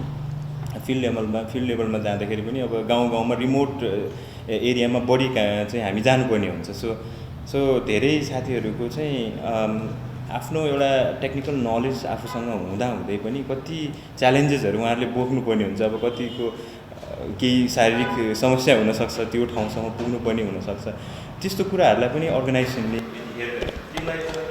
त्यहाँ पुगेर चाहिँ एउटा के भन्छ एउटा त्यो नलेज सेयर गर्नको लागि अथवा ट्रेनिङ दिनको लागि भनेर हायर गरेको, बट 1 महिनामा तिमीले जानै सकेनौ भन्ने टाइपले उसलाई त्यसरी ट्रिट गरियो भने चाहिँ उसको अभियसली पनि त्यो एप्रिसिएट चाहिँ भएन। अनि उसको त्यो एउटा भयो भने अर्को पार्टमा चाहिँ अब जस्तो अब एचआरको सायद प्रुडेन्ट नै हुन्छ यो रोल यो कुराहरूमा कि एचआरले जहिले पनि म्यानेजमेन्ट अथवा हाम्रो के अरे मोहन सरले भन्नुभएको जस्तै गरेर जुन लेभल एउटा भिजन चाहिँ अर्गनाइजेसनले बोकेको हुन्छ त्यसमा अलाइन गरेर तिम्रो रोल यो हो भन्नलाई एउटा रोल चाहिँ हाम्रो एकदमै इम्पोर्टेन्ट रहन्छ। जुन चाहिँ अहिले हामी हायरिङ भन्छौँ, अब हायरिङको एउटा प्रोसेस हुन्छ, त्यो सकेपछि वी आर अब he is or she is hired भनेर हिसाबले चेकलिस्ट गरिदिएपछि चाहिँ हाम्रो रेस्पोन्सिबिलिटी सकिँदैन। अनबोर्डिङको पार्ट धेरै इम्पोर्टेन्ट रहन्छ, जहाँ चाहिँ उहाँले भन्नुभएको जस्तै धेरै मल्टिनेसनल अर्गनाइजेसनहरूमा चाहिँ उहाँहरूको आफ्नो रोलभन्दा नि अगाडि चाहिँ त्यो कल्चरसँग भिज्ने, साथीभाइहरूसँग भिज्ने, त्यो चाहिँ धेरै इम्पोर्टेन्ट रहन्छ। मान्छेलाई कसरी त्यो स्टाफलाई कसरी रिटेन गर्ने भन्ने कुरा। सो स्टाफ रिटेन्सनमा धेरै हदसम्म इभन डेभलपमेन्ट सेक्टर, हाम्रो जस्तो डेभलपमेन्ट सेक्टरमा पनि स्टाफ रिटेन्सनमा त्यति धेरै ध्यान दिएको छ जस्तो मलाई लाग्दैन। यो कुराहरू धेरैचोटि निक्लिन्छ अर्गनाइजेसनमा, रिटेन्सन गर्नुपर्छ भन्यो भने यो कर्पोरेट कुराहरू हो, रिटेन्सनको कुराहरू भन्ने पनि निक्लिन्छ। तर एट द सेम टाइम जब छोडिन्छ कुनै राम्रो भ्यालु एउटा चाहिँ ठुलै चाहिँ रोल लिएको एकजना स्टाफले छोडेपछि ओहो उसलाई त छोड्न दिनु नहुने भनेपछि अनि देन रिटेन्सनको कुरा चाहिँ हामीले त्यतिखेर बल्ल सम्झिन्छौँ। त्यो कुरा किन पहिल्यै सम्झिँदैन? जब कोही मान्छेलाई हामीले लिन्छौँ सुरुदेखि नै एउटा असेट हाम्रो लागि थपियो, त्यसै रिसोर्स भने होइन नि त उसलाई, यो ह्युमन रिसोर्स, ह्युमन क्यापिटल होइन, एउटा चाहिँ किन थपियो, यो मान्छेलाई यो कारणले लिएको, सो यो उसको रोल यो हो, उसलाई कसरी हुन्छ मलजल गर्नुपर्छ भन्नेतिर लाग्दैन। सो मेनली मैले देखेकोमा चाहिँ मान्छेहरू मेन बस्ने एउटा चाहिँ त्यो कल्चर, भ्याल्युज होइन, एउटा रेस्पेक्ट, एउटा चाहिँ एक्नोलेजमेन्ट, प्लस गएर उसलाई पनि एउटा एक किसिमको रेस्पेक्ट होइन, at the same time learning opportunity mainly चाहिँ जहाँ लर्निङ अपर्च्युनिटी हुन्छ, ग्रोको अपर्च्युनिटी हुन्छ, मान्छे 10औं वर्षसम्म पनि त्यहाँ बस्न रेडी हुन्छ। पैसा सबैको मोटिभेसन भनेको जहिले पनि पैसा मात्रै हुन्छ भन्ने छैन, तर लर्निङ अपर्च्युनिटीमा पनि हाम्रो चाहिँ अलिकति सायद माइन्डसेट पनि होला कि हामीले ट्रेनिङ भनेपछि विदेशमै जाने, 2-4 दिन यसो होटलमा बस्ने होइन, त्यो किसिमको हाम्रो माइन्डसेट पनि छ। तर अघि उहाँले भन्नुभएको जस्तै मलाई एकदम चित्त बुझ्यो कि एउटा माइन्डसेट यो पेन्डेमिकले पनि चेन्ज गरिदिएको छ कि अब लर्निङ भनेको चाहिँ हाम्रो लर्निङ एभ्रिवेयर छ, तिम्रो अगाडि नै छ, it's up to you, grab it, के सिक्ने होइन, के लिने हो। अब हाम्रो एउटा च्यालेन्ज चाहिँ अब चाहिँ पहिला चाहिँ कस्तो थियो, हामीले यदि दियो भने एचआरले दिएन, मलाई अपर्च्युनिटी दिएन, ट्रेनिङमा पठाइदिएन भन्ने थियो भने अब there are so many platform, तिमीले आफू खोज, अब त्यसलाई म्यानेज गर्ने पनि एक किसिमको अब एचआरको रोल पनि हुनसक्छ सायद। ट्रेनिङ डेभलपमेन्ट लर्निङको फेजमा चाहिँ सायद एचआरले अब अझै ways to organise that sector र एउटा स्पेसिफिक लर्निङ उहाँलाई चाहिँ त्यो भयो भने उहाँले पनि एउटा एप्रिसिएट पनि होस्, उहाँलाई एउटा ग्रो पनि होस्। लर्निङ एज सच भन्दैमा सबै कुरा लर्निङ गरेर फेरि अर्गनाइजेसनलाई पनि त नहुनसक्छ होइन। सो त्यो हिसाबले त्यो पनि एउटा चाहिँ गर्नु जरुरी छ जस्तो मलाई लाग्छ। Thank you. हाम्रो प्रोडक्टिभिटीको हिसाबमा चाहिँ जेनरली हिसाब गर्ने भने ब्याङ्कहरूमा सबैको सजिलो हो, 3 मन्थ्समा चाहिँ आउँछ, कति नाफा गऱ्यो, कति इम्प्लोइ छ, कति स्यालेरी गयो होइन, ब्याङ्कले क्यालकुलेट गरेर हिसाब गरेपछि प्रोडक्टिभिटी कति हो सबभन्दा सजिलो ब्याङ्कको देखिन्छ। किनभने अब त्यो ट्रान्सपेरेन्ट सेक्टर छ। हामीले के गर्छौँ भने मिडिया र ब्याङ्किङ चाहिँ नेपालको यङ्गेस्ट सेक्टर हो। मिडिया र ब्याङ्किङ चाहिँ अलमोस्ट एउटै टाइममा सक्छ नि, यङ्गेस्ट सेक्टर हो र जुन एकदम राम्रोसँग ग्रो भइरहेछ। ट्रान्सपेरेन्ट पनि छ थ्याङ्कफुल्ली। अब रेगुलेटर त्यहाँ एकदम स्ट्रङ रेगुलेटर छ, अरू सेक्टरको रेगुलेटर स्ट्रङ छैन। मिडियामा रेगुलेटर नभए मिडियाको त देखिन्छ, हामीले के लेख्छौँ देखि आउनु चाहिँ सक्यो है। त्यही भएर ट्रान्सपेरेन्सीले पनि एउटा हेल्प गर्दो रहेछ कि त्यहाँबाट सुरु गरेर मेरो काम अब हामी छोटोमा मलाई यसमा कस्तो लाग्छ भन्दाखेरि जति बेला पनि हामीले इम्प्लोइमेन्ट अनबोर्ड गर्छौँ त्यति बेला चाहिँ एक्सपेक्टेसन्स क्लियर हुनु पऱ्यो कि कसैलाई किन हायर गरिएको छ, कुनै पोजिसन्स किन क्रिएट गरिएको छ होइन। त्यो कुरा क्लियर नभएसम्म त्यही फर्मालिटी मात्रै हो। एचआरले मैले मान्छे दिएँ भन्छ, डिपार्टमेन्टले मान्छे राखेँ भन्छ, अब उसले उसको पर्पोज के हो त? पर्पोज त हुनु पऱ्यो नि। कोही पनि कहीँ इन्भल्भ छ भने केही न केही पर्पोज लिएर इन्भल्भमेन्ट हुनु पऱ्यो। म किन यहाँ छु, मेरो के कर्तव्य हो, मेरो रोल्स रेस्पोन्सिबिलिटी के हो भन्ने कुरा त्यसले कुरा क्लियर हुनु पऱ्यो। अर्को कुरा म कलेजमा हुँदाखेरि लर्न गरेको थिएँ, एउटा मोडुलै थियो, गिभ एन्ड सिक फिडब्याक भन्छ। त्यसमा कस्तो हुँदो रहेछ भन्दाखेरि मैले तपाईँलाई केही कुराको फिडब्याक दिन्छु भनेदेखि वुड एप्रिसिएट मी, तर यहाँ कस्तो हुन्छ भन्दाखेरि प्राणले मलाई यस्तो भन्यो, म प्रतिशोध गर्छु कि मलाई प्राणले कसैले मलाई कुरा काट्यो अथवा मलाई कसैले कमेन्ट गर्यो। त्यो प्र्याक्टिसले के हुन्छ भन्दाखेरि त्यहाँनिर कुनै पनि डेभलपमेन्टको स्कोपै रहेन नि त। म भन्नै हिचकिचाउँछु त, म भन्यो भने म किन नराम्रो हुने। कतिपय मैले यो सबअर्डिनेट र सिनियर्समा मैले यति पनि देखेँ कतिपय ठाउँमा, इभन अप्राइजलको बेलामा पनि उनीहरूले क्लियरली फिडब्याक दिन सक्दैनन् कि, बिकज उनीहरूले त्यो रिलेसनलाई एकदम मिक्स गरिदिएको छ, प्रोफेसनल रिलेसन र पर्सनल रिलेसनलाई मिक्स गरेको छ, जहाँनिर उनीहरूले गएर उनीहरूलाई प्रोफेसनल फिडब्याक दिनै सक्दैन। कि उनलाई थाहा लाग्छ कि मैले यो भने उनीहरू नराम्रो लाग्छ, नराम्रो लाग्यो भने मेरो रिलेसन बिग्रिन्छ। त्यसले एकदमै धेरै इम्प्याक्ट पाइराखेको हुन्छ कि त। अब काम गर्दा गर्दै साथी त भन्छ अथवा एउटा पर्सनल लाइकिङ डिसलाइकिङ हुन्छ, तर त्यसलाई सेपरेटली मेन्टेन गर्नु पऱ्यो र आफू किन यहाँनिर आबद्ध छु, मेरो प्राइमेरी रेस्पोन्सिबिलिटी के हो भनेर त्यसलाई प्रोफेसनली हेरिदिन सक्यो भनेदेखि पनि मलाई त्यसले धेरै हदसम्म मतलब प्रोडक्टिभिटीमा हेल्प गर्छ जस्तो लाग्छ। मैले जति बेला पनि यो एनुअल एप्राइजल कन्डक्ट गर्छु, मलाई एकदमै टफ टाइम फिल हुन्छ जति बेला म यिनीहरूलाई सँगै बसालेर कुराकानी कमसेकम गर तिमीहरूको त्यो पेपर लिएर भन्छु कि। र प्रायः जसो अप्राइजले के गर्दो रहेछ भन्दाखेरि टेबलमा बस्यो आफ्नो च्याम्बरमा, उसले मजाले सबै एप्राइजल गरिदियो पठाइदियो, त्यहाँनिर कुनै पनि इन्टरेक्सन भएकै छैन। अब त्यो जसको उसले के अरे एसेसमेन्ट गरिरहेको छ उसलाई थाहा पनि छैन बिचरा उसलाई के गर्नु थियो के गर्नु थिएन, उसले बस्ने उसँग कोही गरेकै छैन भन्दा बित्तिकै त्यहाँ धेरै ग्याप भयो नि त। मैले मेहनत गरिरहेको छु, म यो डाइरेक्सनमा गइरहेको छु, मबाट अपेक्षा गरेको छु यतातिरको डाइरेक्सनमा छ कि, त्यो कुरालाई मिलाउनु पर्छ कि जस्तो चाहिँ पनि लाग्छ अलिकति। बेसिकली प्रोडक्टिभिटीमा हेर्ने हो भनेदेखि चाहिँ इम्प्लोइ प्रोडक्टिभिटीमा एउटा त फर्स्ट एन्ड फरमोस्ट त्यो रोल क्ल्यारिटी हुनु पऱ्यो, what they are suppose to do होइन। त्यो so key result area performance इन्डिकेटर्सहरू चाहिँ क्लियरली असाइन हुनु पऱ्यो। त्यसपछि अर्को एचआरले एन्स्योर गर्नुपर्ने भनेको चाहिँ त्यो काम गर्नको लागि इम्प्लोइमा अबिलिटी, मोटिभेसन र अपर्च्युनिटी छ कि छैन। सो अबिलिटी मोटिभेसन होला, अपर्च्युनिटी नदिइरहेको होला, or missing of any factor will lead to unproductive employees. So त्यो अबिलिटी, मोटिभेसन र अपर्च्युनिटीको मिक्स चाहिँ प्रपर रिक्वायर्ड लेभल छ कि छैन। सो एचआर भनेको चाहिँ इज इनेबलिङ, इनर्जाइजिङ डिपार्टमेन्ट। आफैले केही गर्न सक्दैन, but it can enable and energise people. र त्यो अबिलिटी, मोटिभेसन, अपर्च्युनिटीको फ्याक्टरलाई एचआरले हेऱ्यो भनेदेखि त्यसमा चाहिँ अनि प्रोडक्टिभिटी एन्स्योर हुन्छ। अर्को भनेको त्यसपछि at the end of the day भनौँ न हामीले काम गरिसकेपछि उसको पर्फर्मेन्स अप्रेजलहरू चाहिँ अब्जेक्टिभली गरिदियो भनेदेखि चाहिँ अदर देन पर्फर्मेन्सबाट हामीले जब उसको अप्रेजल गर्न थाल्छौँ त्यसपछि मान्छेको प्रोडक्टिभिटी डिक्लाइन हुन थाल्छ। If you are not productive अरू फ्याक्टरले पर्फर्मेन्स अप्रेजललाई इन्फ्लुएन्स हुन नदिनुहोस् होइन।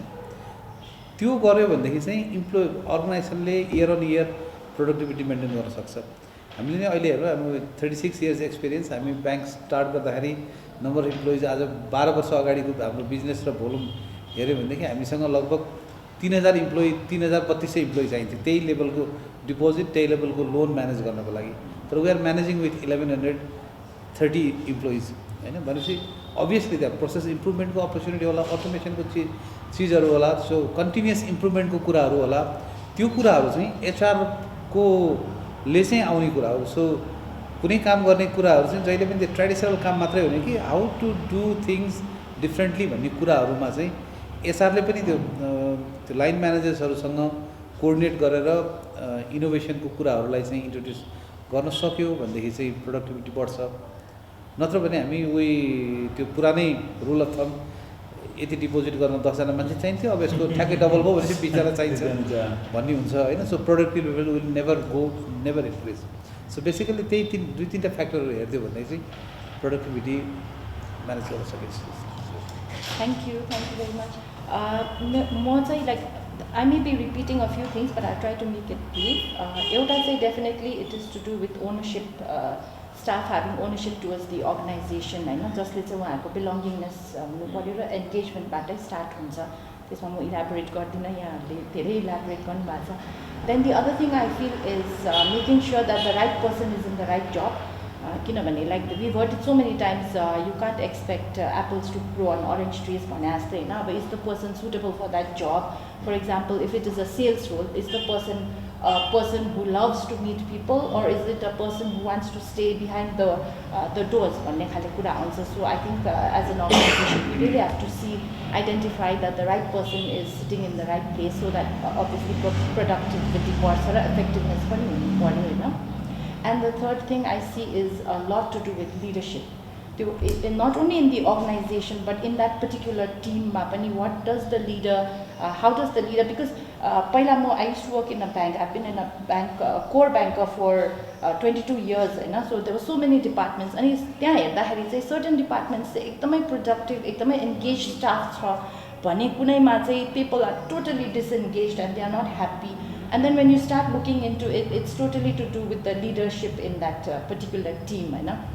so yes I think as an organization we also need to build focus a lot on building the leadership in teams to make sure that it is the positivity is cascaded further तलतिर अनि त्यसपछि हामीले end result कसरी ल्याउँछौँ भन्ने कुरामा चाहिँ it's a lot to do with leadership because I'll just share a small experience of mine होइन some line manager of mine चाहिँ used to be very happy म राति 8 बजी 9 बजीसम्म काम गरेँ भने at the same time there would be another one who would be happy as long as I meet my goals so which one do I want to be भन्दा I would definitely want to be the second one किनभने at the end of the day we just need to meet what is to be met होइन so त्यो खाले thoughts चाहिँ leadership level मा चाहिँ if we can put that in I feel that we can really work towards these things थोरै केही छुटेको कुराहरू छ भने दुईवटा कुरा जोडेँ अब मैले अघि पनि सुरु मेरो इन्ट्रोडक्सनमा भने मैले एउटा अर्गनाइजेसनभित्रको HR पर्सपेक्टिभ भन्दा नि ओभरअल पर्सपेक्टिभबाट हेर्न चाहन्छु म जहिले पनि सो कन्ट्री बनाउने कुरो अल्टिमेटली रोल देश भनेको त्यो जोग्राफिकल त्यो नेपालको नक्सा मात्रै होइन देश भनेको 3 करोड नेपाली हो जो people management skilled man power retention brain drain रोक्ने यो सबै हामी एचआरको रोल हो हामीले यहीँ मान्छेलाई नोबेल ब्याङ्कमा भएको 1100 मान्छेलाई यहीँ रिटेन्सन गरेर रोक्न सक्यो उसलाई विदेश जानबाट रोक्न सकिन्छ त्यो इन्भाइरोमेन्ट नोबेलले क्रिएट गर्नु पऱ्यो त्यो इन्भाइरोमेन्ट मोडरेटले गर्नु पऱ्यो त्यो इन्भाइरोमेन्ट ग्रोथ गर्नु पऱ्यो त्यो पर्सपेक्टबाट पिपल म्यानेजमेन्टमा त्यसरी चाहिँ हामीले स्किल डेभलप गरेर रिटेन्सनको वातावरण देशमा बनाउनु बुद्धिजीवी वर्गलाई पनि त्यही हिसाबले सबैले आफ्नो आफ्नो टोलबाट के अरे उसबाट रोलबाट प्ले गर्नु पऱ्यो so mister KP Oli is a CEO of Nepal or HR head of the Nepal so त्यसरी पनि त्यो पर्सपेक्टिभ हेर्नु पऱ्यो र फ्यामिलीभित्र पनि त्यही पर्सपेक्टिभबाट किनभने हामीले घरमा जो डे टु डे हाम्रो किड्सहरूसँग हाम्रो प्यारेन्ट्सहरूसँग जे रोल प्ले गरेर आएको छ द्याट अल्सो HR थिङ्स होइन एउटा पर्सपेक्टिभ त्यो हेरिदिनु पऱ्यो अर्को चाहिँ हामी कहाँ नेपालमा चाहिँ एप्रिसिएसनको एकदमै चलन कम छ मेरो बच्चाले जति राम्रो गर्यो मैले कहिले फलानाको बच्चा कस्तो खतरा यो किसिमको पर्सपेक्टिभ हामीले डेभलप भएको भएर इभन अर्गनाइजेसनमा पनि हामीले एप्रिसिएसन गर्ने घरबाटै हामीले एप्रिसिएसन गर्दैनौँ हामी त्यही समाजमा हुर्केर आयो त्यही एजुकेसन सिस्टममा हुर्केर आयो र एप्रिसिएसन गर्ने भन्दा पनि कुरा काट्ने प्रवृत्ति बढी डेभलप गरेर त्यसले कहीँ न कहीँ एचआरलाई र हाम्रो मान्छेहरूलाई र हाम्रो नेगेटिभ माइन्डसेटलाई चाहिँ बढावा दिइरहेको हुन्छ त्यो चिजहरूमा चाहिँ हामी सबैले चाहिँ इभन इन मिडिया र thank you so much for this opportunity कि HR प्रोफेसनलहरूलाई चाहिँ हामीलाई बोल्ने अवसर दिएर आफ्नो कुरा राख्ने फिचर गरिदिनु भयो भोलि अरू मिडियाहरूले पनि इभन यहाँहरूले पनि 6 महिना वर्ष दिनमा एकचोटि हाम्रा इस्युहरूलाई चाहिँ सोसाइटीमा सेयर गरिदिनु भने मेबी त्यसले कहीँ न कहीँ लिएर वर्ड टु माउथ त्यसले इम्प्याक्ट पार्छ भन्ने हाम्रो चाहिँ अनुरोध हो थ्याङ्क यू सो मच हस् धन्यवाद आइदिनु भयो यहाँको व्यस्त समयको बावजुद र थोरै आफ्नो अनुभवहरू सेयर गरिदिनु भयो हामी विभिन्न मैले सुरुमा पनि भने यहाँ बोलाउनु विभिन्न सेक्टरहरू इकोनोमी भनेको कोर इकोनोमी प्लस माइनस यति अर्ब यति खरब मात्र होइन we all are part of that अनि हामी सबैले काम गरेपछि त्यो अर्ब खर्ब आउने हो